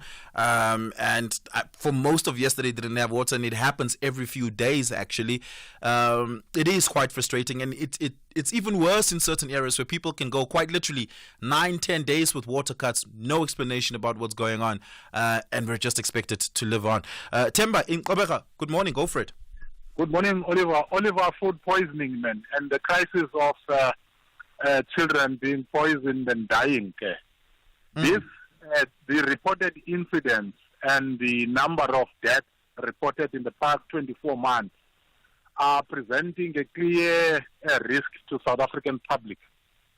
And for that, Department of Health, the minister should have sprung to the fore and at least presented to the public the results of the test done, so that we as the public can relax and understand what kind of poison went into whatever item of food that the kids were ate. Two, the president should have now considered a bit of a commission on this matter. Otherwise, we are going to continue dying. I am not sure whether it's because Zimpula is the Pupayo, that the government itself has not sprung into action necessarily on this matter. We do not want to hear statements that they are in hospital, they are released, there's this, we are burying them, we are contributing to their burial. We want government to get into action, get to the labs, get the results, present the results to the public, and tell us what are these food items that are a high risk to our children and our society at large. Yeah. Thank you so much for that. And to be honest, I think the relevant authorities must also account for this. Food inspectors in the different local government functions need to answer as to what they do and what they don't do that potentially leaves us vulnerable or on the other hand protects us. Temba, thank you so much for raising that. Really appreciate it. Temba calling us in there from Kabeja. Let's have a listen at this WhatsApp voice note on food poisoning. Morning, Oliver. Big food supply chains. All these big cash and carries and those companies which deliver fresh meat and chicken and whatsoever. What they do, when the meat or the food is outdated, it's about to expire, they sell to the people. There are certain people who go there with the bakkies to buy that stuff at half price. You might be surprised why a certain brand is being poisonous, because some of them, they are expired, they buy them from these distribution centers. These people who are service providers, because they want to make money, they go and buy that at half price. Then you want to know this food has expired, because some of them, they put a sticker on the expiry date. This is what is happening even with the spice shop with the Pakistanis. They go then buy these expired foods there from the big suppliers, normally from Brixton. Thank you so much for that. Really do appreciate it. Give us a call, 086 000 2032. Olani in the Eastern Cape, Bongani in Kabeja, as well as Kanisa Matlosana. I'll be coming to your calls on the other side of this. It's 10 minutes before 9 o'clock. Let's take your latest traffic. SAFM, guiding you through the rush hour traffic. We've been talking about some proper grid locking in the Pretoria CBD area this morning, the sort of northwest quadrant, if you like, sort of Marabastad and surrounds. I think I might change that word to grid blocking, because there's block after block after block of streets that are just not moving. You'll feel the pinch right back on Eskia Pathleli as you line up into the CBD, almost back as far as Putco. You'll feel it on Paul Kruger from Capital Park coming into the CBD, and any route in between there is absolutely solid. There's some power supply problems. I think there may be some taxi blockades as well. That's what we're hearing. But if you're heading into that part of Pretoria CBD, it's heavy. If you're coming in from the north, it might well be worth just considering a route. Get yourself onto the Steve Biko, Johan Haynes option, down through Vanderbilt Pass or Vanderbilt Junction, but Vanderbilt Port area, and then down through Gazina. You've got a very pleasant run into Pretoria that way. Also, the N1 South, pretty pleasant this morning. No problems through Midrand. It's all looking rather good. Big crash on the N17 that we've been detailing just after Osborne Road in the Wadeville area. If you're driving in from Boksburg, Brakpan, that stays heavy. The N2, northern parts of KZN. We've been covering it off. News has been covering off as well this morning. It stays closed and probably will most of the morning and maybe even into the afternoon. Ging Ngluvu through to Mandini due to this very serious and very sad collision that happened there this morning. There is a bit of pressure along the alternative R102 route. Cape Town, two fairly major backlogs on the highways. One going into Cape Town at Woodstock, a truck losing its load actually on the outbound, but an impact on the inbound. So very heavy from N1 City territory. Marine Drive is badly backed up getting into that as well. And there's just been a crash on the N2 inbound after Mowbray Main Road before Hospital Bend. So N2 stays heavy from Langa. M5 parking back to Crombourne Road, struggling to get into the N2. Rob Byrne, SAFM Traffic. Becoming Elizabeth is the fascinating story of the early life of England's most iconic queen. With no clear heir, the death of King Henry VIII sets into motion a dangerous scramble for power. Elizabeth's fascinating and factual journey to secure the crown is filled with scheming, betrayal, and illicit relationships that threaten to bring forth her demise. At a time in which every man or woman of the court is on the wheel of fortune, which may take them to a position of great power one moment, or the executioner's block the next. Channel your inner royalty with Becoming Elizabeth, Saturdays at 9:30 p.m. only on S3. Open up. S3. Four dynamic design duos reimagine and reinvent 4 apartments in a century-old building nestled in the vibrant suburb of Sea Point, Cape Town. Armed with creativity, determination, and a limited budget, the duos fight against the clock to transform this grand old dame into a contemporary masterpiece, all under the critical eyes of an expert judging panel. The winning duo will claim a grand prize of 300,000 Rand, with an additional 100,000 Rand going to the fan favorite team, as voted by viewers. Channel your inner wow with My Design Rules, Sundays at 7 p.m. only on S3. Open up. S3. Call us on 086 000 2032. Let's take some of your engagements here on the morning brief. Good morning, Oliver, hearers of the station. You see, if I look at the second goal in that final, Orlando Pirates and Stellenbosch. The second goal, you see, the referee himself was in a jigsaw puzzle, because when he was blowing the foul, and the ball was rolling to the Orlando Pirate player. Now, he didn't know whether he was right to blow the whistle or he was wrong. So he was in a jigsaw puzzle, and he allowed the game to restart while the Orlando Pirate player was down, which is wrong. I don't know. Morning, Oliver. This is Moses from Ulundi. PSL doesn't have professional referees, but they do take them for training because some do fail them that fitness test, but they are not professionals. Yeah, it is quite unfortunate that many of them aren't professionals. Olani in the Eastern Cape, good morning. Go for it.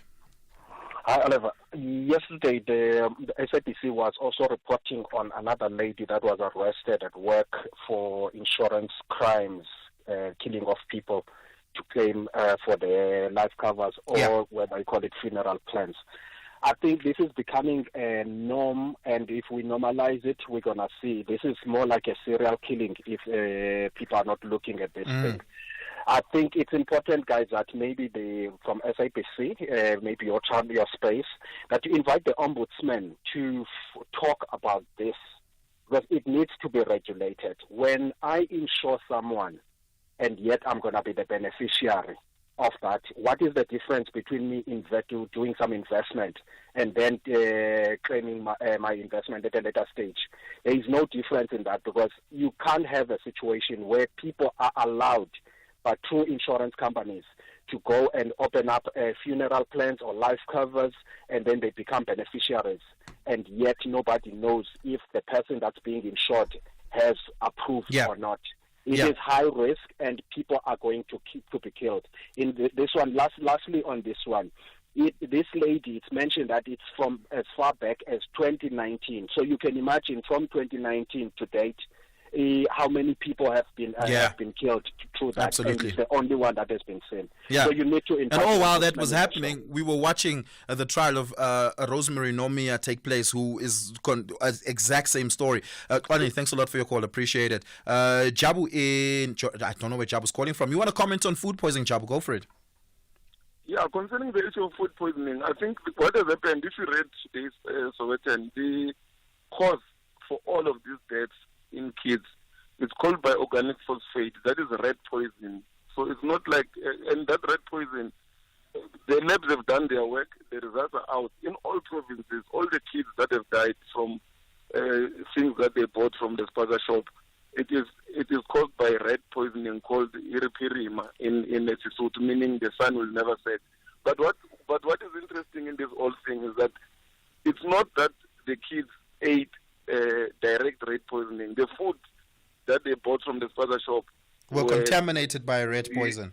Yeah. So what happens is that the spaza shop owners, they sell this illegal stuff because most people buy these rat poisons and they like. But the boxes where they pack this thing, sometimes they also pack food or sometimes they sing. So it's because of that. We know why the kids are dying. It's because of that. The result of all the kids that have died nationally, they found organic phosphate in their bloodstreams. Okay. Jabu, thanks a lot for that insight. Really do appreciate it. I'm certainly going to look into that. I wasn't aware of that. Bongani Nqobeka, good morning. Go for it. Good morning, Oliver. Look, I did try to get in touch with you some months ago, but you gave me an email, which is SAFM, but I sent the email, but I never got a reply. But the essence is that I wanted to discuss the issue of crime. The root causes actually of crime, But the topic is too long for me to say it right now. But what I can say, I'm a 68-year-old guy. I've written a manuscript on the matter. I just wanted to find out if there's anyone who's brave enough amongst you and patriotic enough to have a look at. We just have a minute left, but I'm curious about what the underlying thesis is. Do you mind just giving us that? No, it's too long. On Wednesday, I actually read an article from a research book that I've also quoted in my manuscript. That's why I would prefer just to send you the manuscript. You peruse through it, and then you formulate your ideas and your questions you would like to ask from that. Sure. But now I don't know where to send that because I don't trust the SAFM one because when I send if you've already sent it, that's fine. I'll just ask our administrators to look it up so that I can get that email. In the email, I just sent a message. Sure. But I didn't go into any details. Sure. Thanks a lot, Bongani. Appreciate it. Bongani from Nqobeka. Really do appreciate it. Let's have a listen at this WhatsApp voice note. Good morning, Oliver. This is Lennon Bloom. Is there any reason why we naming this hurricane after the names of the woman? I will hear on the radio. I don't know if Milton is a woman's name only. I think Milton could be a unisex name. But there is, of course, like a pattern, right? Sandy is a woman's name. Helene is a woman's name. I don't know. I will look up the etymology of that. That is actually a fascinating question. Thank you so much for that. It's been a fantastic week since Wednesday having me here. I really do appreciate your time and your engagement. I do not take it for granted. You could have been listening to any other radio station this morning, but you chose to be with us, and I am eternally grateful for that. From myself and the team, it's been fantastic. I say have a good weekend, but before I leave you, I just want to remind you that Essential Cover from Outsurance pays out claims in cash, allowing you to choose your own panel beater. SMS CAR to 43187 now.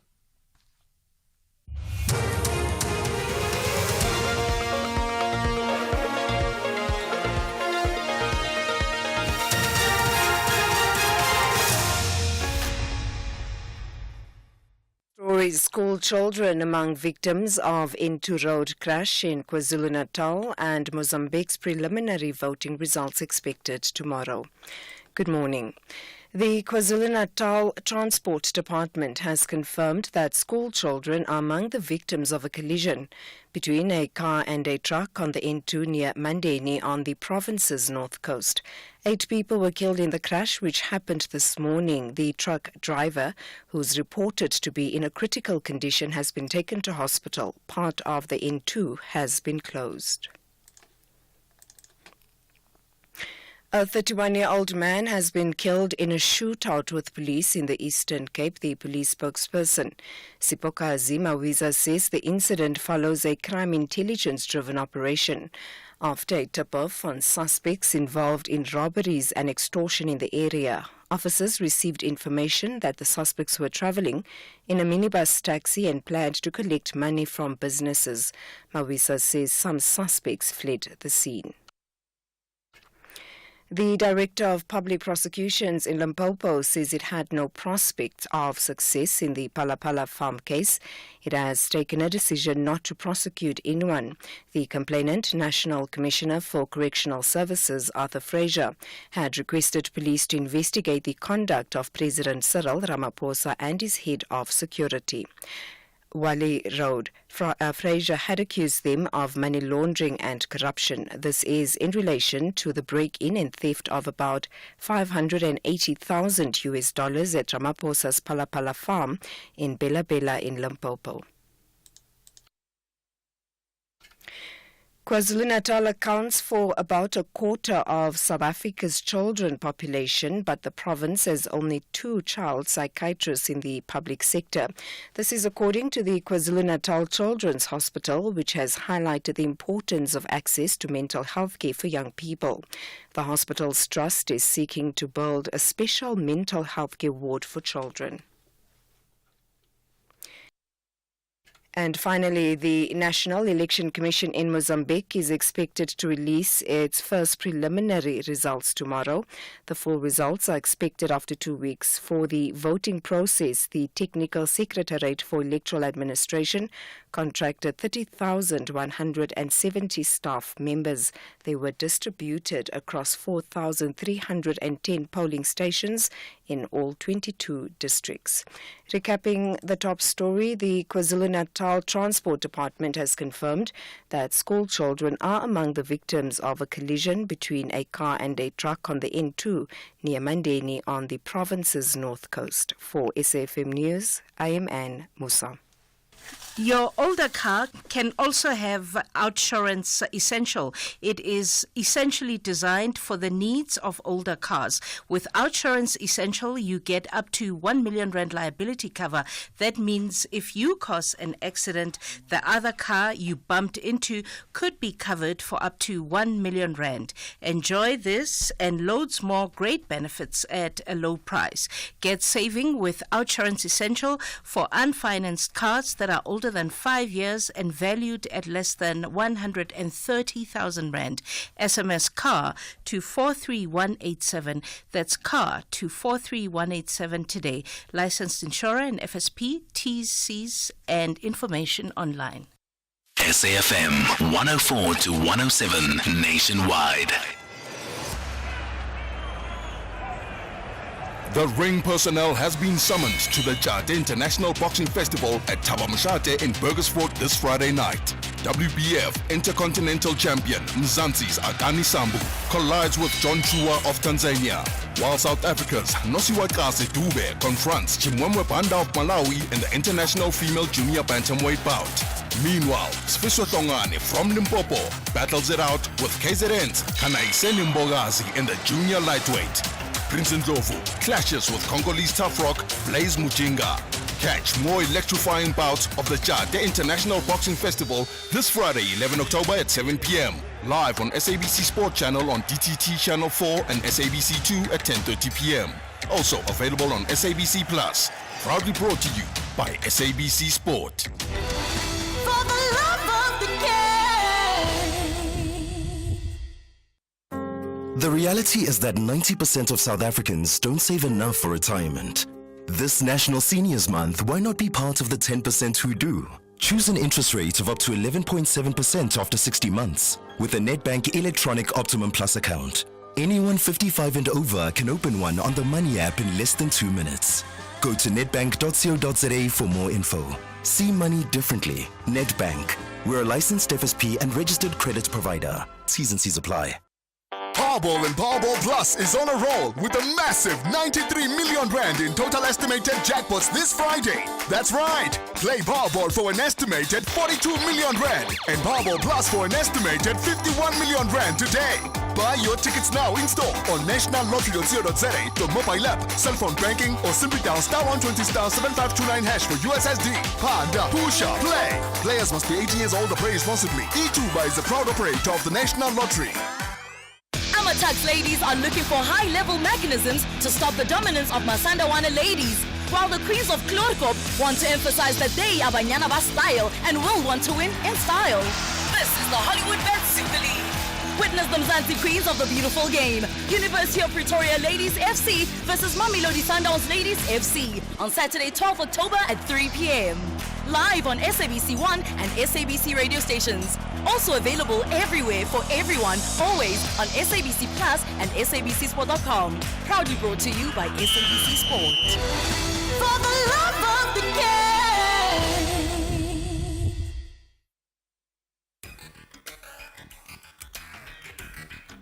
The Talking Point on SAFM. Weekdays, 9 a.m. till midday.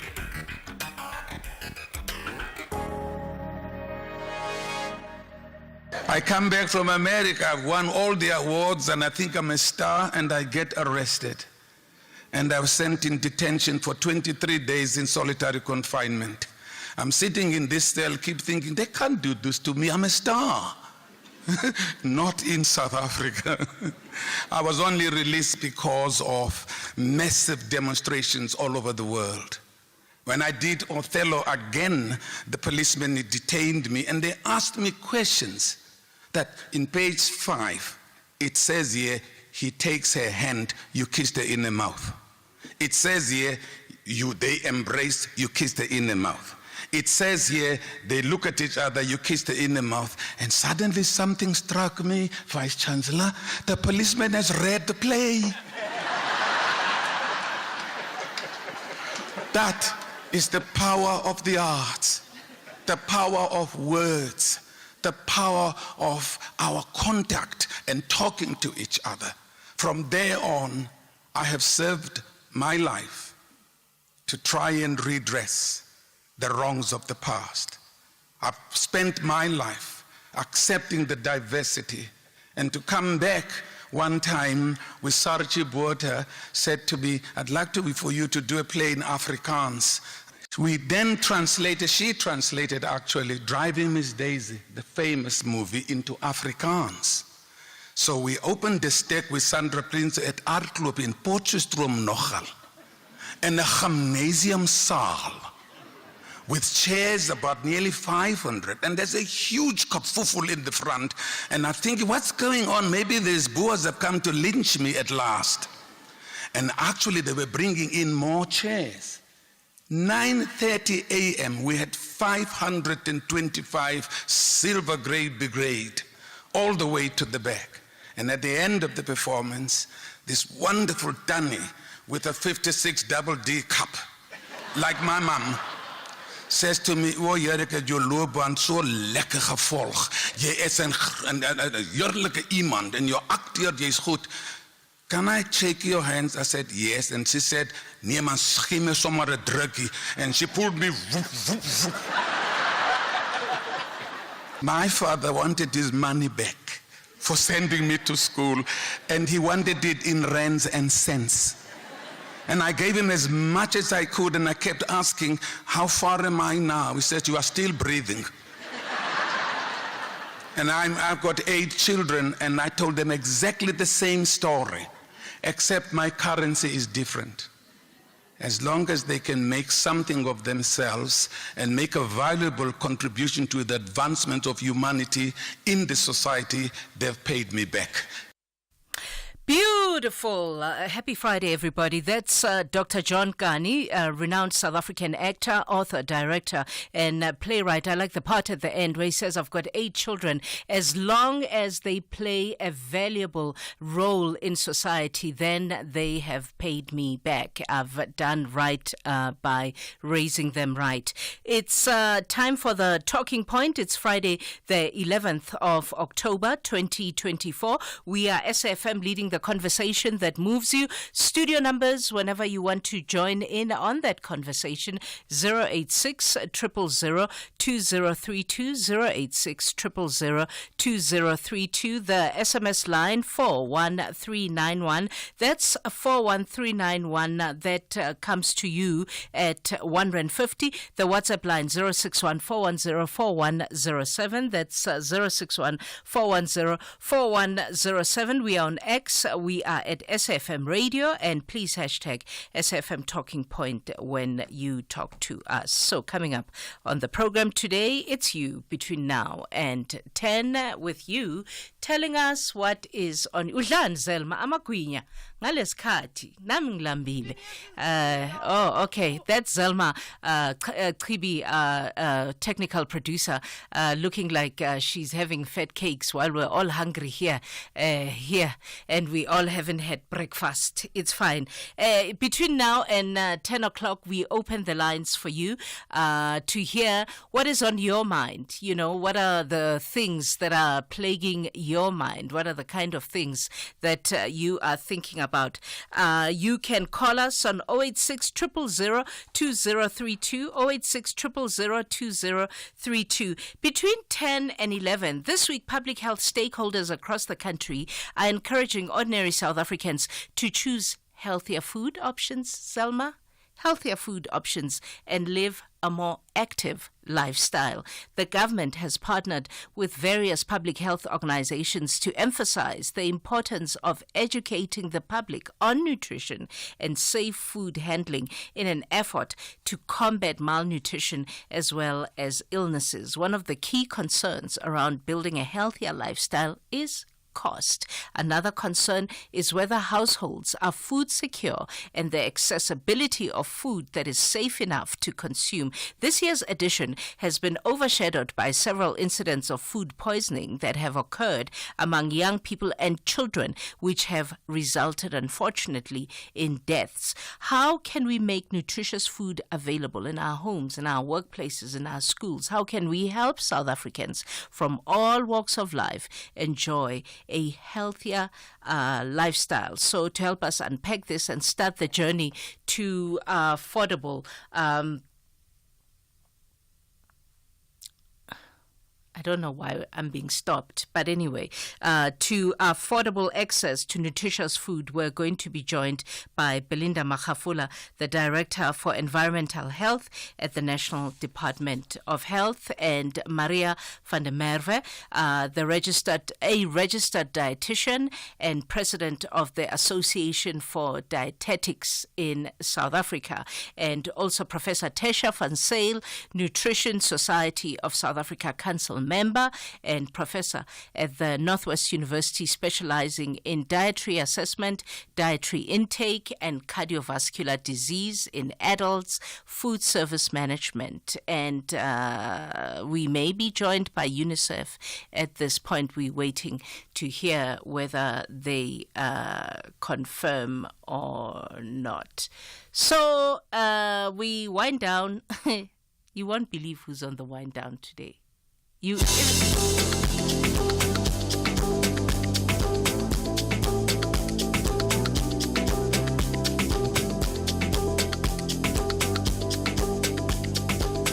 guys, this is Msaki.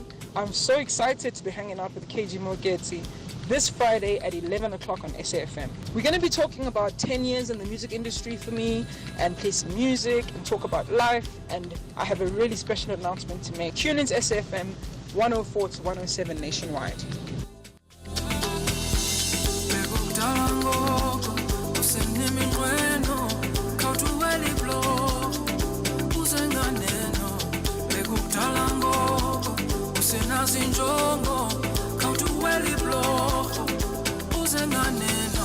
Sasikule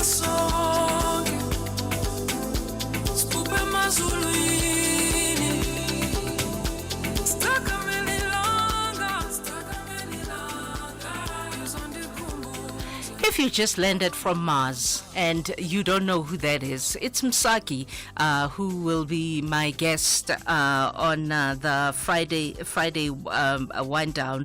Msaki from East London carved a lane all on her own on the South African music industry. The soundtrack to our lives in many ways has been keeping us dancing for the last decade. Worked alongside some of the most recognizable producers and house DJs in the game: Moby Dickson, Revolution, the Black Coffee, Black Motion, Prince KB. In fact, I dare say, Fetch Your Life, the soundtrack to the last decade for most of us. Kabza De Small, Sunel musician, Trezor, Tubatsi, Pomoloi, Binberg, I could go on. And then last year she said she's retiring or taking a pause or whatever she did. We'll find out from her what that was about also, and whether she's back and what the story is. So Saki is going to be here between 11 and 12. So what's on your mind? So when we were here, when we left, well, at the end of the show yesterday at midday was that famous press conference. Is it still famous? The EFF pressers. Is it? Is it? Okay, Zelma says it is. But Zelma's eating fat cakes. So, they give you a different high, right? There were things, right, in that presser.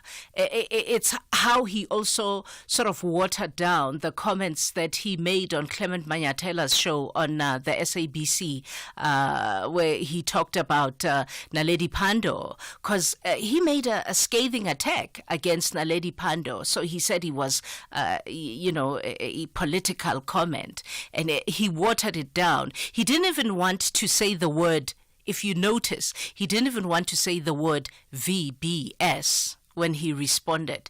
He said, no, it was political speak, and, we respect her for the work that she's done, and, we respect the explanation she gave. There was no explanation she gave. She needed not to give an explanation. He did. He flip-flopped again. He flip-flopped again, I dare say. Later, though, for me, was the bigger thing in the portfolio committee meeting that had the PP, the current PP and the previous PP, or the impeached PP. And the allegations that the current PP made against the impeached PP's husband. Those were damning also for me, and scary and terrifying, but it's South Africa.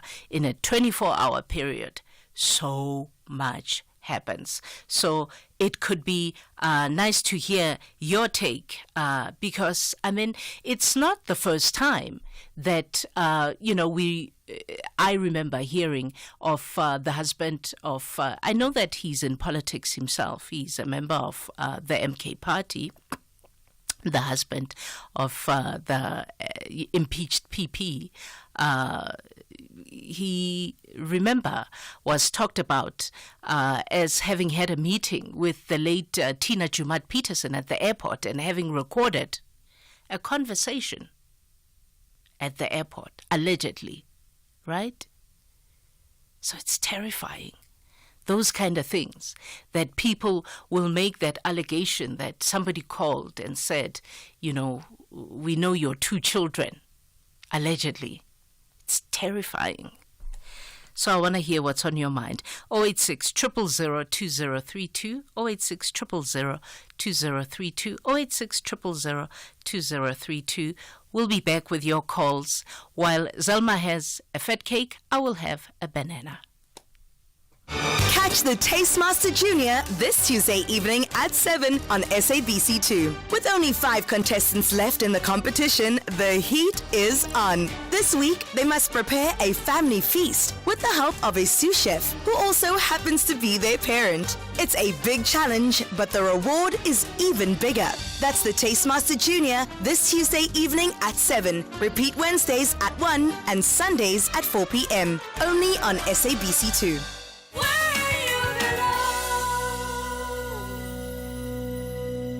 My name's Michael Fontaine. I'm 16. I have difficulty paying attention in class, so I fell behind. That's why my parents moved me to UCT Online High School. I can't thank them enough. Their flexible learning means I can take classes when it suits me, so I get ahead and stay ahead.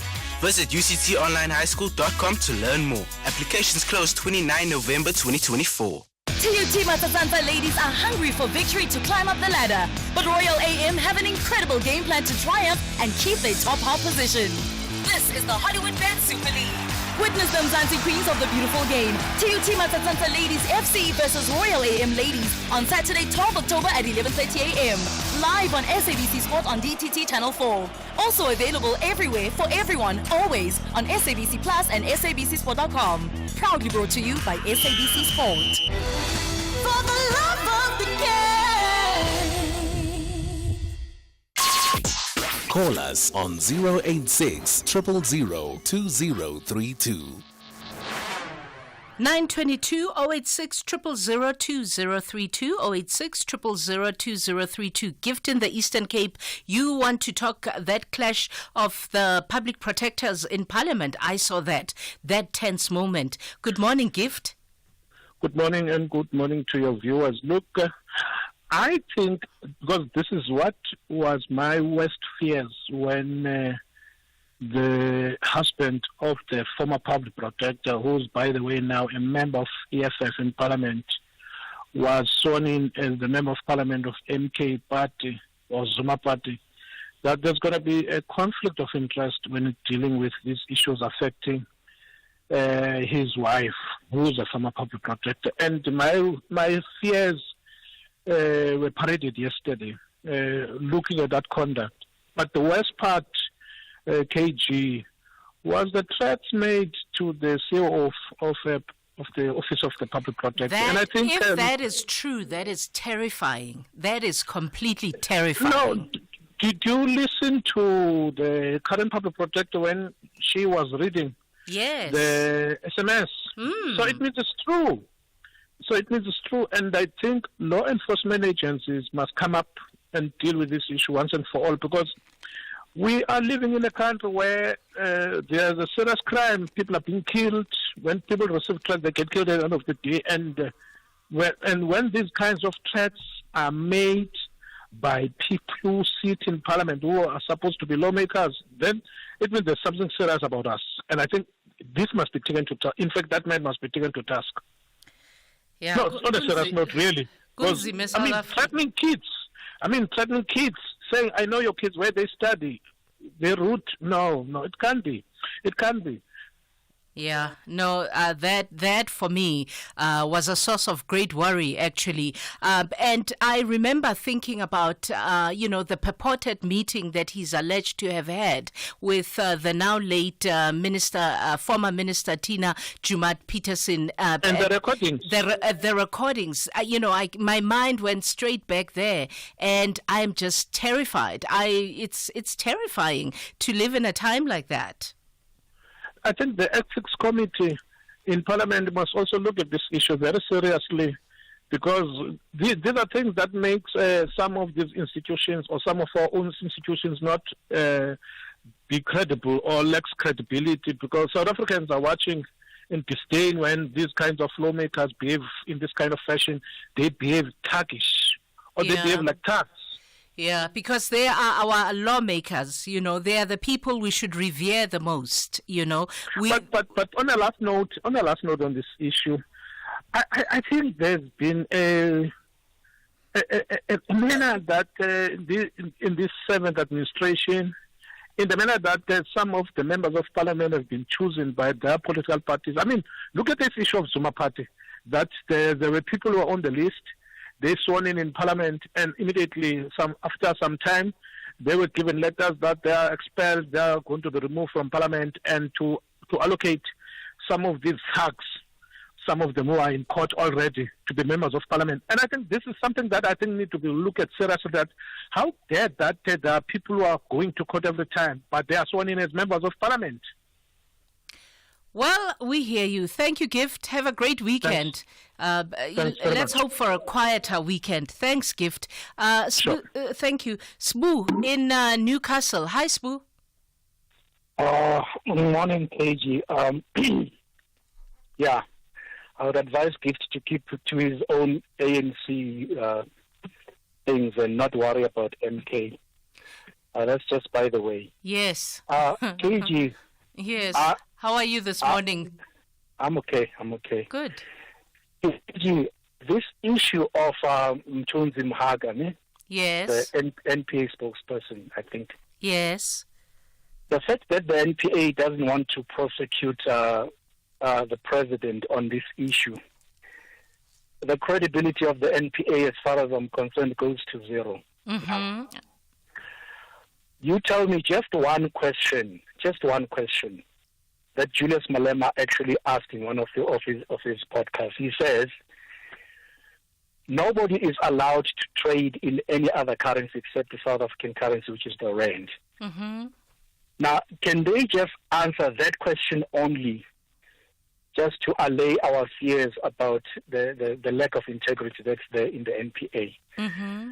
We can see they are ducking and diving and so on, and that's why some of us really feel such institutions we just lost hope in a lot of these institutions. Mm-hmm. There's no person who is right, who's sane in his mind, with all the happenings at Pala who just say all the four questions that Arthur Fraser actually asked. They are not worth investigating. Just investigating, you know. Mm-hmm, mm-hmm. So it's a sad day for South Africa. It's very, very sad. But one day he is going to have his day in court, Cyril Ramaphosa. He can't just sell the country like that and it's business as usual. One day he will have his day in court. That's a sentiment that was echoed by Malema in his presser yesterday also, that one day, so you share that with him. Thank you, Sbu. Definitely. Thank you, Thanks. Sbu. Have a great weekend. Ryder, is it Ryder? Yes, ma'am. How are you? Okay. Hi, Ryder in Middleburg. You also want to talk about the public protector battle. Hi, Ryder. And the EFF. Yes. You know, I'm very proud of the CIC. His poster now, the direction he's taking in terms of the EFF, his attitude when he's addressing members of the media and everything. Mm-hmm. People can call him a flip-flop or what. Mm-hmm. But those people, they will never even achieve what the young man has achieved. Mm-hmm. We are proud of him as Africans. And the MK, I wish these two parties can grow and then make blacks proud. I am one of the people who called him a flip-flopper, and you can say that to me, that's fine. And specifically on Naledi Pandor, because those allegations he did make, right? He made those allegations publicly, and he made very serious allegations against Naledi Pandor on VBS, on the Clement Manyatela show, on SABC, and he flipped. He did flip. And you know it. And you are right, but the same sentiment that you are always calling CIC, the flip-flopper, we don't see that on the likes of Cyril Ramaphosa. The media in this country is very biased. To the EFF and to the MK party, you are hard on their neck.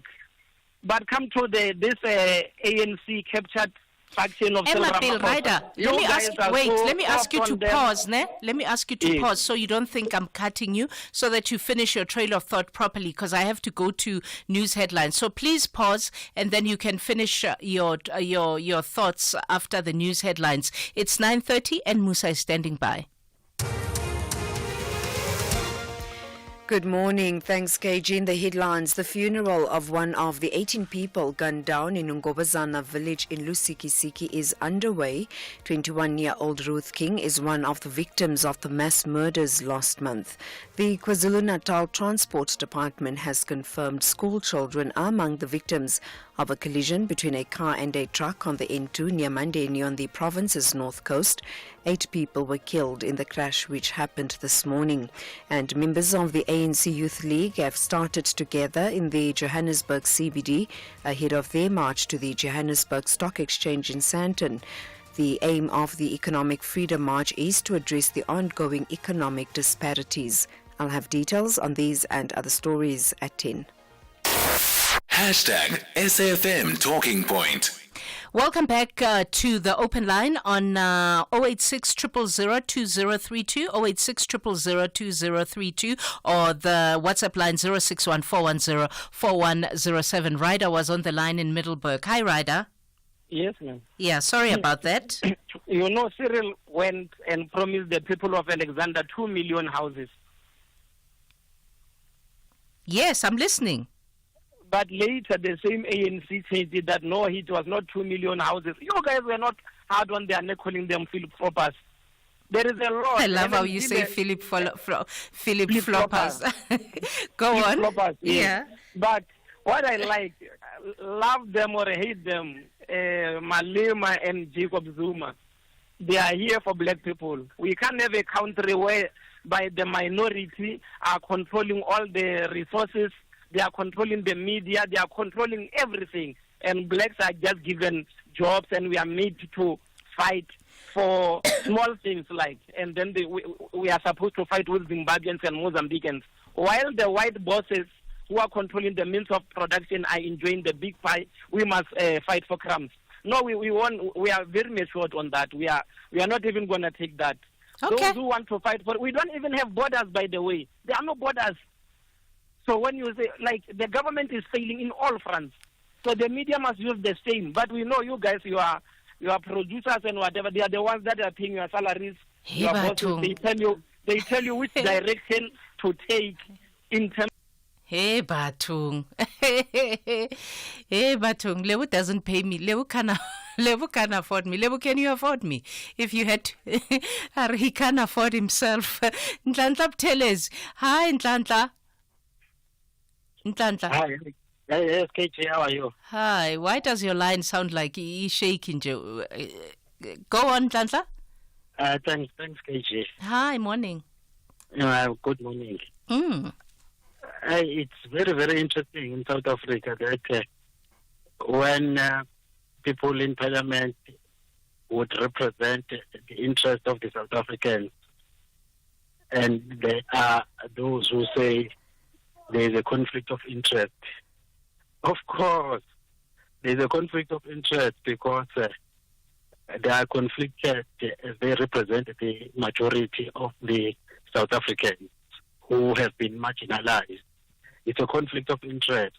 Even to them, those that represent Phala, South African Reserve Bank and ABSA, there's a conflict of interest for them that they represent ABSA. They represent the South African Reserve Bank. They represent the erstwhile apartheid era. It's a conflict of interest. And the public protector was speaking on behalf of the poor, on behalf of the former marginalized South Africans, even still now. I'm sorry to say former marginalized. When you say the public protector, you mean the current public protector or the impeached public protector? Not the impeached, the politically impeached. Let's qualify that. The politically impeached. It's gonna be a long day, hey? Yes, it will. Clearly. Not just impeached, politically impeached. But because she was representing the interest of the black majority. Her interest was for the black majority. And the current public protector represents the status quo. That is why she would argue the way she's arguing. Okay. That is why. Okay, Nhlanhla, I think you've driven your point home, ne? Thank you. Johnny in Polokwane. Hi, Johnny. Hello, it's okay. Hi, Johnny. Happy Friday. You want to talk the Malema briefing yesterday? Yes, I want to talk about this flip-flopper that you just mentioned. Look, I said, KG, I was listening to Julius focusing much on insulting our Secretary General, Mr. Fikile Mbalula, insulting him, saying that he's a sellout and whatever. I got a message to Mr. Malema because the ANC is the most democratic organization in South Africa. It's the most democratic political party in South Africa, and it has entered into this GNU with other political parties to run the country. So when Malema is attacking our Secretary General, calling him a sellout and everything, he must remember that a sellout and a dictator, it is him who is the only decision maker in his organization. That's why Floyd has left him. He must focus on his organization, the EFF, that is dying, and leave the issues in the ANC, because up to so far, enough members of the ANC were sitting. Comrade Mbalula is doing well. In fact, the ship will be in a very bad situation if Mbalula was not there. So Mbalula Malema must focus on his EFF, it's not even involving anybody. Secretary General Mbalula, now we are in a GNU, and then the ANC is not in a GNU alone. The ANC must also consult with other political parties in the GNU. That is why the ANC is in charge in the GNU. So ANC can be very EFF. EFF in his organization is a dictator. So that's why he's not even part of the GNU. So for him to go and attack Mbalula, no, he's wrong. He must go and fix his organization that is dying, says KG. Oh. Thanks, Johnny. Martin in Polokwane, the food poisoning story, that breaks me, that hurts me. Hi, Martin. Hi, KG. Hi, Martin. I want to raise this issue because we seem to be engaged as South Africans in public discourse on conspiracy theories, on personality discourse, and so on, talking about who's dead, what's dead. People are dying. Children are dying. Youngsters are dying, and there are laws, there are systems, there are public safety officers that are employed by municipalities, employed by provincial government, who are not doing their job. So my view is, instead of focusing on conspiracy theories and all that, the questions that we must ask is, when those 5 kids bought those things that they ate in Gauteng, and the 5 of them lost their lives, what public health activity was done on those things that were sold there? Who is producing them? Where are they buying them from? And let the people be arrested, those that are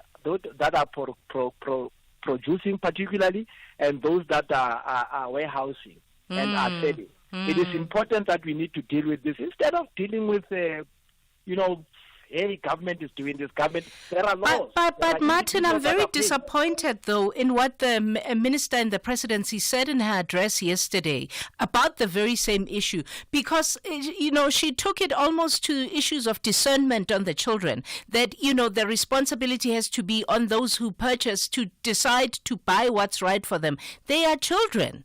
They are children. How can they know that this is right or this is not right when they buy it?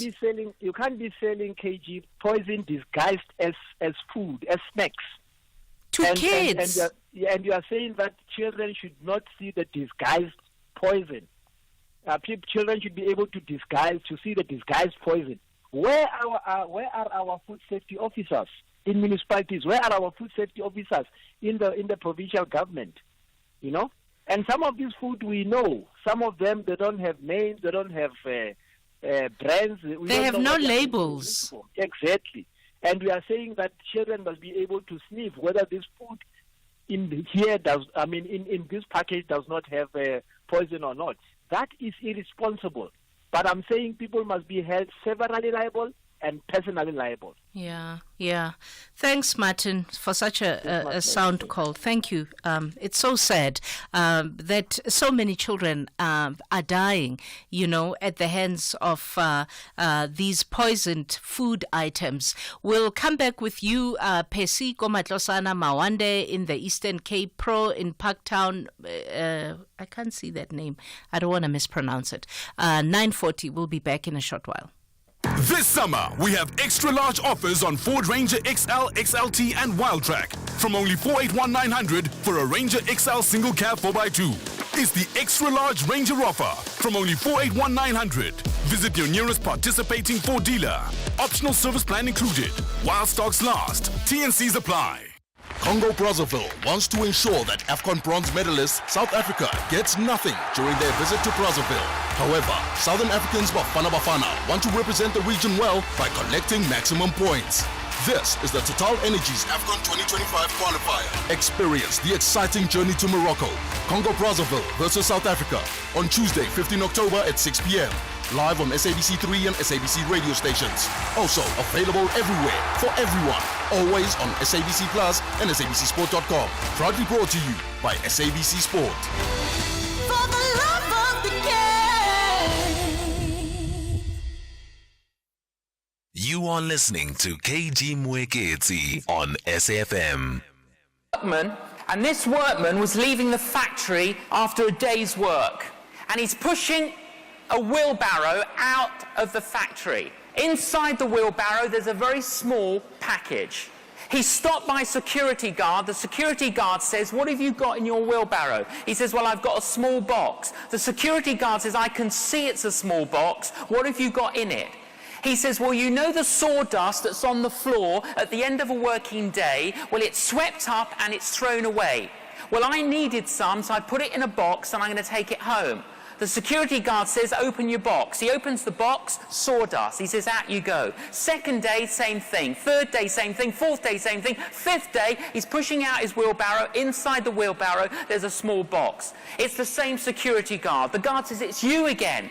What have you got in your wheelbarrow?" He says, "Well, I've got the same as I had the other 4 days, sawdust." The security guard says, "Well, open it." He opens it, it's sawdust. The security guard says, "I've just got this feeling that you're stealing something. I just got that feeling." "Look," he says, "why don't you tell me what you're stealing and I promise I won't report you." The man says, "All right then, I'm stealing wheelbarrows." You and I, we can be so preoccupied with a small package that we miss the big picture.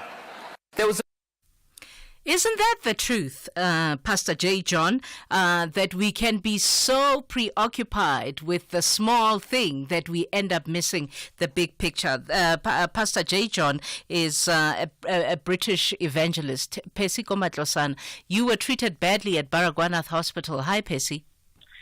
Good morning, Sis KG. How are you? I'm well, Pesi. Happy Friday. Was a weekend. Sister KG, hey, I'm very, very disappointed about the Department of Health in Gauteng in Baragwana Hospital. It takes me 2 hours, 30 minutes to travel to Matosana to go to Bara. When I'm arriving there, I joined the queue more than 3 hours in Baragwana St. John Hospital. When I enter to go to see my optometrist, there is a sign at the door. He is on leave since on the 7th, will be come back on the 11th. When we intervene to ask, there is no someone who can replace him because of doctors are there. They tell us there is no budget to appoint someone to assist him. And it's not only me from Northwest. Others, they are coming from Limpopo, others from KZN because of Baragwana is the biggest hospital in South Africa. They take those transfers to go there to hospital. After that, when you arrive there, the door is closed. They put the sign for the optometrist is not there. It is on special leave. So there is no one who can assist him. How can they abuse us like this? When you intervene, say there is a shortage of staff and the government doesn't have a budget to appoint the new staff. So why are they abusing us like this? Askis, I don't know what to say. I honestly don't know what to say. But I'm so glad that we have platforms like this, that it gets ventilated, because when it gets ventilated here, somehow it ends up being heard in the biggest offices of the Department of Health. So hopefully somebody who works there is listening. Thanks, Percy. Thank you, Sister. Thank you. Mawande in the Eastern Cape, the lack of government implementation of policies. Mawande, morning. Morning, ma'am. How are you? I'm well. How are you? I'm okay, ma'am. No, ma'am, I wanted to speak about this lack of implementation and the execution by government. Because what I've noticed, I think although we are blaming sometimes politicians, but it's us citizens who are giving these people I will just have a free way for them to do whatever they want to do. Because democracy is clear that you give a person 5 years on what he or she has promised to do. But when that person has not done that, but yourself, you come on and bring that person back to government again, it means you are happy with what the person does. That is why these people will keep on not implementing what they have agreed to implement, because they know that there is no punishment after that to them. They do as they wish. Because you can check now. I'll speak in relation to my sector, that is the Disability Sector. The Disability Act, the Employment Equity Act, the Constitution of the country is clear on what must be done in relation to people with disabilities, so that there would be a compliance, whether it's in regard of their employment and other issues. But that isn't a single department that does that. But these offices are located in the offices of the premiers and the offices of the metro mayors. That is why I would have a question that maybe when you have time, you can invite those people so that we can ask them why they do implement these things. They do not want to comply with these things. Yeah. No, that definitely the producers are listening, and they always take ideas for content from yourselves. So thank you for highlighting it. Thanks so much. Thank you, Mawande. Have a good weekend. Pro, go Parktown. You want to defend the EFF. Hi, Pro. KG, how are you? Hi, Pro. Happy Friday. I'm fine. And you, KG, you know my real name, ne? Your what? Pro is a nickname, but you know my real name. I actually don't know your real name. I don't. I will tell you. So why don't you tell me then? KG, ne? So what is your real name, seeing you say I know your real name? Because I don't. Oh, okay. I'm Makam. Oh, okay. Sure. But do you remember? What do I remember? Sorry, you're making some serious suggestions now. What do I remember? We once make an argument with another guy in your show. The guy was talking from, I'm sure it's come from the West, Eastern Cape or Western Cape. We make an argument with that guy in your show. I don't remember. I don't remember the argument. Sorry. All right. Okay, KG. KG. I was listening to Commander-in-Chief yesterday when he was talking, addressing the media in Johannesburg. We were all listening. Yes. when he called Fikile Mbalula a sellout or what, I support him very well, because these people, they work together during the African National Congress Youth League. And to say to someone that is a sellout, the truth must be told. When we look at the statement from Solima Paila, when he said the ANC and Balula sold the revolution, is telling the truth, because when you say something is wrong, it's wrong. Don't try to protect it, whatever is wrong. If Mbalula is a sellout, he sold the revolution, it must be told like that. You can insult each and every member of the economic freedom fighters whatsoever. But let's tell the truth. We South Africans have got a problem. When other people, they want to tell the truth. We diving and want to protect something which is wrong. Now, even me, I support the CIC. Thank you very much. Thanks, Pro. Anonymous in the Western Cape. Hi, Anonymous. Hi, how are you? I'm well. You say a lot of cash ID is hidden on white-owned farms and never exposed. What do you mean? Okay, what's happening is, what I'm going to say is that we do a lot of working around the farms. So Yes. we work around the farms, and then you literally get to see piles and piles of cash that doesn't even see the light of day. It's moving between the farms, and nobody even knows about it. So why don't you actually- report it to the police? Why do you call a radio station? Why Okay. don't you call the police? Let me tell you now. Here's the thing. You need to understand. The white farmers run the police. Let me give you an example. Easiest example. I will stay in a community where there are over 60 SAPS police bakkies that are literally bought by the white farmers. So these white farmers, they own the police.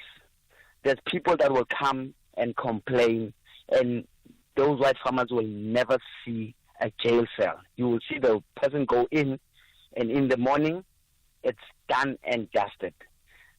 People think remember what's happening is the farms are a very small community. They're a small knit community. So basically, these white farmers control everything. Who comes in, who comes out, who can do business, who can't do business. But can I tell you something? Yourself and anybody else that wants to report the police on anything, there's an organization. The police are also accountable to another organization called IPID. So if you're saying they come in police cars that are marked, make sure that you take. No, not that. What I'm saying is, remember, what happens is these guys, they invest a lot. I have to go to break. Just hold that thought. I have to go to break. So why should I use We Buy Cars if I want to sell my vehicle? Because We Buy Cars buys cars. But will I get the right price? Of course. We Buy Cars buys thousands of vehicles and knows exactly what every vehicle is worth. Their buyers deliver exceptional service and pay you immediately. And how do I know what they'll pay for my vehicle? It's easy. Visit webuycars.co.za or use the We Buy Cars app. Follow the simple steps and voila, you'll know your car's value in no time. We Buy Cars. Quick, easy, the best. TUT Matatanta ladies are hungry for victory to climb up the ladder, but Royal AM have an incredible game plan to triumph and keep their top half position. This is the Hollywood Bet Super League. Witness the Mzansi Queens of the beautiful game. TUT Matatanta Ladies FC versus Royal AM Ladies on Saturday, 12 October at 11:30 a.m. Live on SABC Sport on DTT Channel 4. Also available everywhere for everyone, always on SABC Plus and SABCSport.com. Proudly brought to you by SABC Sport. For the love of the game. SAFM. Prime time all day long. Anonymous, you were on the spotlight, yes? Yes, what I'm saying is that, remember, like I'm saying to you is that this close-knit community, they run literally everything. They run the town. They run everything. It doesn't matter what you do. Nothing will ever see the light of day wherever they are involved. We have seen people, there's a problem. If it doesn't get to the media, it will never get anywhere. That's what I'm saying to you, is that everything is controlled in these small communities. It doesn't matter what you do. They decide everything in the town. Everything. It doesn't matter what happens. It doesn't matter what happens. Can I give you and everybody else an IPID office number? Because the police also account to IPID. 012-399-00000, right? Or a toll-free number, 0800-111-969, 0800-111-969. The police can be reported to, right? The police can absolutely be reported. In fact, I'm looking at a policewoman herself who's being charged with another nomia on TV right now. But the police can be reported to IPID 0800-111-969 012-399-0000. Dr. Prophet Mutlanke Koitsu saying, bad service from the Department of Social Development. Hi, Dr. Mutlanke. Hi, KG. Hi, good morning, Dr. Mutlanke. Morning, ma. Liba Reid. Okay, a couple of months back, my late father, that we buried on the 28th of last month. Condolences on your loss. Thank you. He went to go apply for legal guardianship at the social development. My sister passed away last year. Now, for us to get the funds and everything else, he had to go through that process. He applied 3 months back. Okay, he passed away, and yesterday I went there because I have to take over now. And when I asked them for whatever that was in his file, they said it was empty. And the lady gave me some excuse as to why they were not authorized or some whatever reason, I can't remember. But then I asked her, did you notify my father? She tried to defend herself, giving me all sorts of, I said, no. My question is, did you tell my father? And then she stood up, got angry, and said, yes, I did not tell him. And she left. It was around 2:45. They said they are leaving early because there's no water, but they were there the whole day when there was no water. Nevertheless, in order for me to get some number that didn't even work, I had to block the social development gate. Then she eventually said I must go to Lichtenberg to go report her. That means that's where their superiors are. I went there this morning, and I got the very same unprofessional behavior. When I arrived, I asked them to read what I had written already, my complaint. They said, no, you are here already.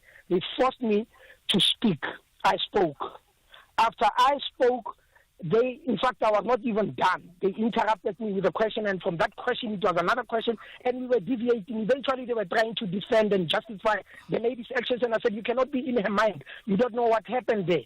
So I don't want to listen to that. All I want is for you to take my complaint, then we carry on with the next thing. Eventually, they called security for me. They said I was fighting with them when I was not fighting. And the security even called me by my private flash when he was escorting me out. So now, to me, that's not only there. I've had such a sluggish service at the Department of Labor in 2021. I've had such a sluggish service at one of the banks. But it seems like the service here, it's either no service at all or a very sluggish service. I've written a letter to the Department of DRE complaining about a certain mine. To date, that's like 3-4 months back. To date, they're saying that they still haven't received any feedback from the mine. They are begging the mine to give them feedback. Now, that's the office in the Northwest. So it seems like everywhere in the Northwest, it's a very sluggish service. But I would like, if it's possible, their NEC or their superior to come and explain why is it that we apply for 3 months, we're waiting. This money we have to use to feed a child. What is in the best interest of the child? Why should we wait for 3 months and nothing is happening? And when I come, they get personal with me. But when they were interviewed for these jobs, they were asked, what would you do if you come upon a difficult client? And mind you, now I'm talking about social workers. How do you get personal when you are talking to a client when you are a social worker? Aren't you supposed to be counseling people? They tried to manipulate me, but it didn't work. It seems like they are used to manipulating people like that and getting their way. But it didn't work with me, and I was escorted out. I didn't even get what I want. So now my niece is going to suffer. My niece is going to starve because they are being personal at work. They are getting their salaries every month. For the past 3-4 months, they were getting salaries. Dr. Mutlanke, please leave your details with the producers who will follow it up. Janusz in Cape Town. Hi, Janusz. Hi, KG. To Friday today, there was a good example of the pastor. That was something relaxing. But I would like to talk about a different opinion of the same subject. The grandson is coming to the grandpa room and asking grandpa, listen, what are you watching? She says it's a historical program. She's coming closer and see, the grandpa, this is a porno movie. For you it's a porno, for me it's a history. Thank you. Have a lovely weekend. I'm 75. I'm also involved in the history now. I see you're into history clearly at 75. Bye, Janusz, you naughty old man. This show. Okay, I survived the week. So after 10, we're going to have a conversation around healthier food options. It's 10, and Musa's standing by with the news. Sure.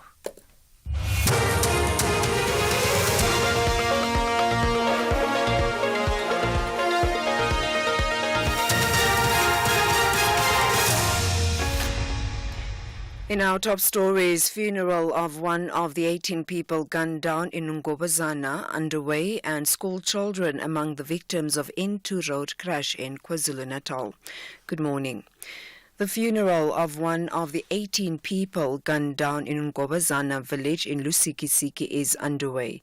21-year-old Ruth King is one of the victims of the mass murders last month. Earlier, the King family fetched a spirit from where the incident happened. A family member, David King.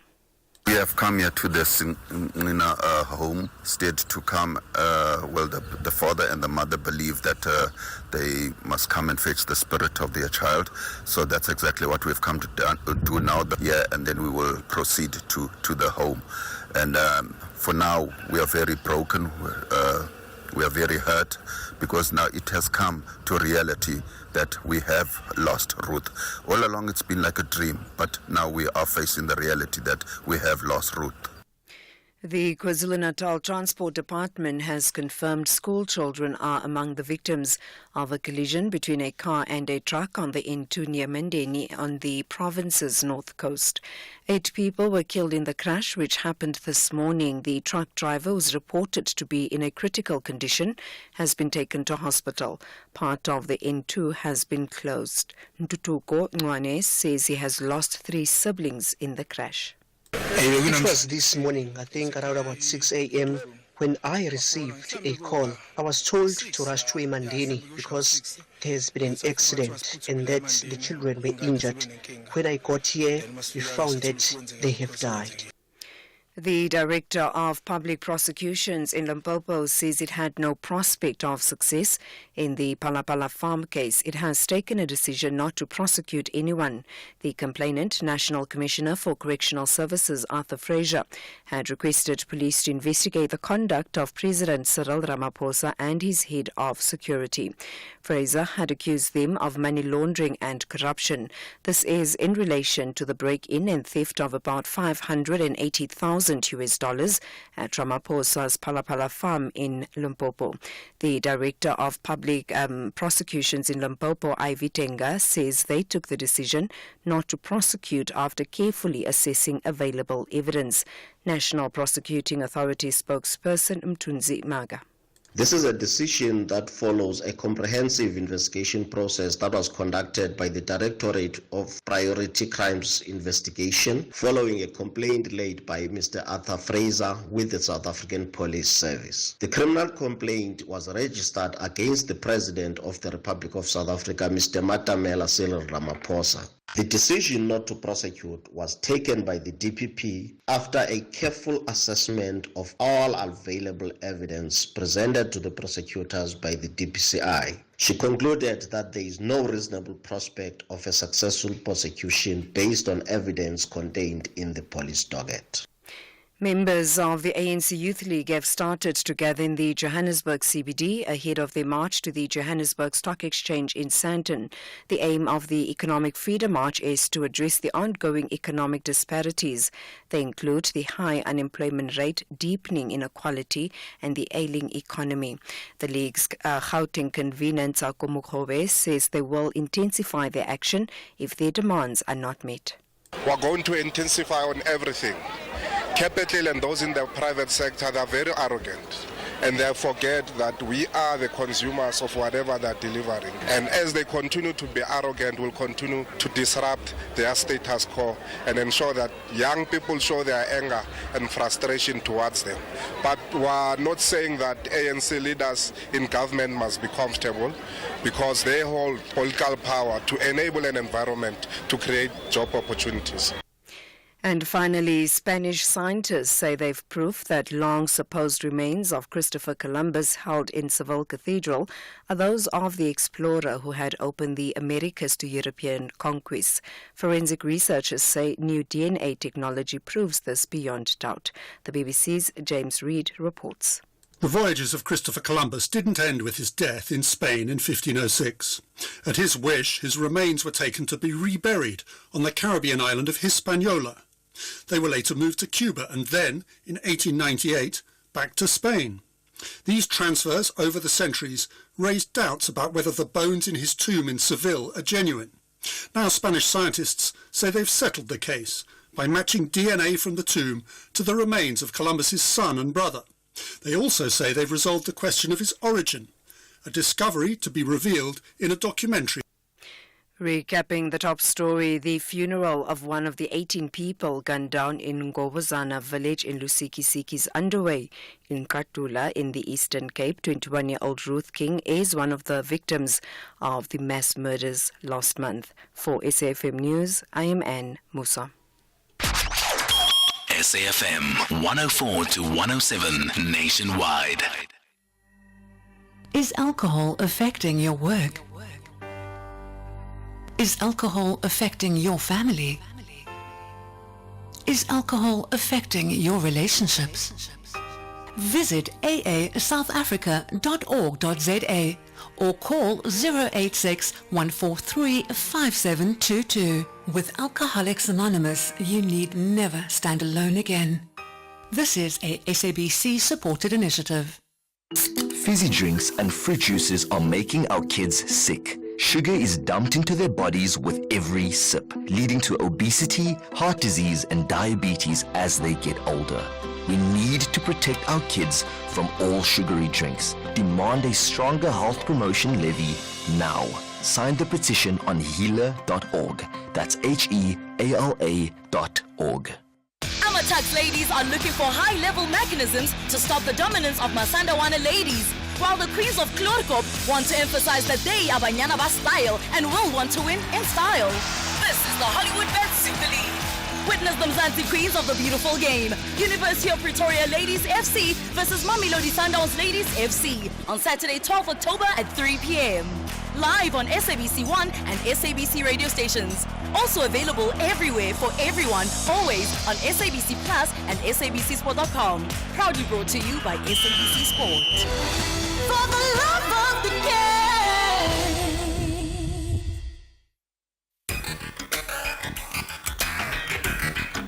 The Talking Point on SAFM. Weekdays, 9 a.m. till midday.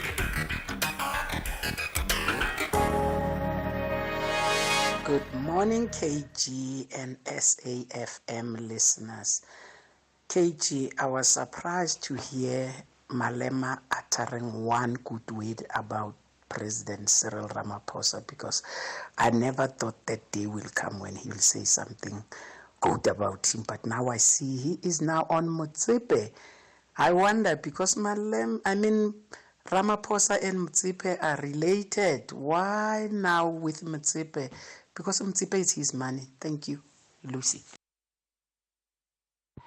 KGM Jakarta and Cape Town. I think now our government is going to believe us, because we long time tell the government that our streets are filthy of the drug dealers and the crime is overwhelming in South Africa. Here now, the guy that is accused of killing 18 people in Lusikisiki, Transkei, is the repeated offender. And we told our government, in fact, we ask government, please make sure that those who are killing and raping, they mustn't see the sun again. But our government, because they are not caring, they just take them out of jail and send them back to us and forced us to make peace with them. Look now, 18 people lost their lives. I think now our government is going to be so careful by making sure that they revisit the Constitution of 1996 so that the innocent lives are saved in South Africa. Morning, SAFM, Anonymous from Botshabelo. You know, KG, I'm disheartened and appalled by what happened to the 35 learners who were hospitalized in Limpopo for eating something at school. I don't know what is the criteria for appointing the people who are cooking at schools, but if we can please give that tenders to people who studied this thing of cooking at the colleges, please give them that opportunity. Thank you. Good morning, KG. KG Mataboge. KG, you know what? I'm so much perturbed by the former PP because her conduct now is so appalling to an extent that her dignity is gone. The way in which she is behaving after losing all these cases seem to be something that makes her to be somewhat losing her mind. And that should not be the case. I think she must sit back, relax, rethink, and apply her mind accordingly, because she's going to expose herself to various bad things, and she can't stand for them anymore. Thank you. This is Brackaps in East London. I just want to make a quick comment on this issue of food poisoning.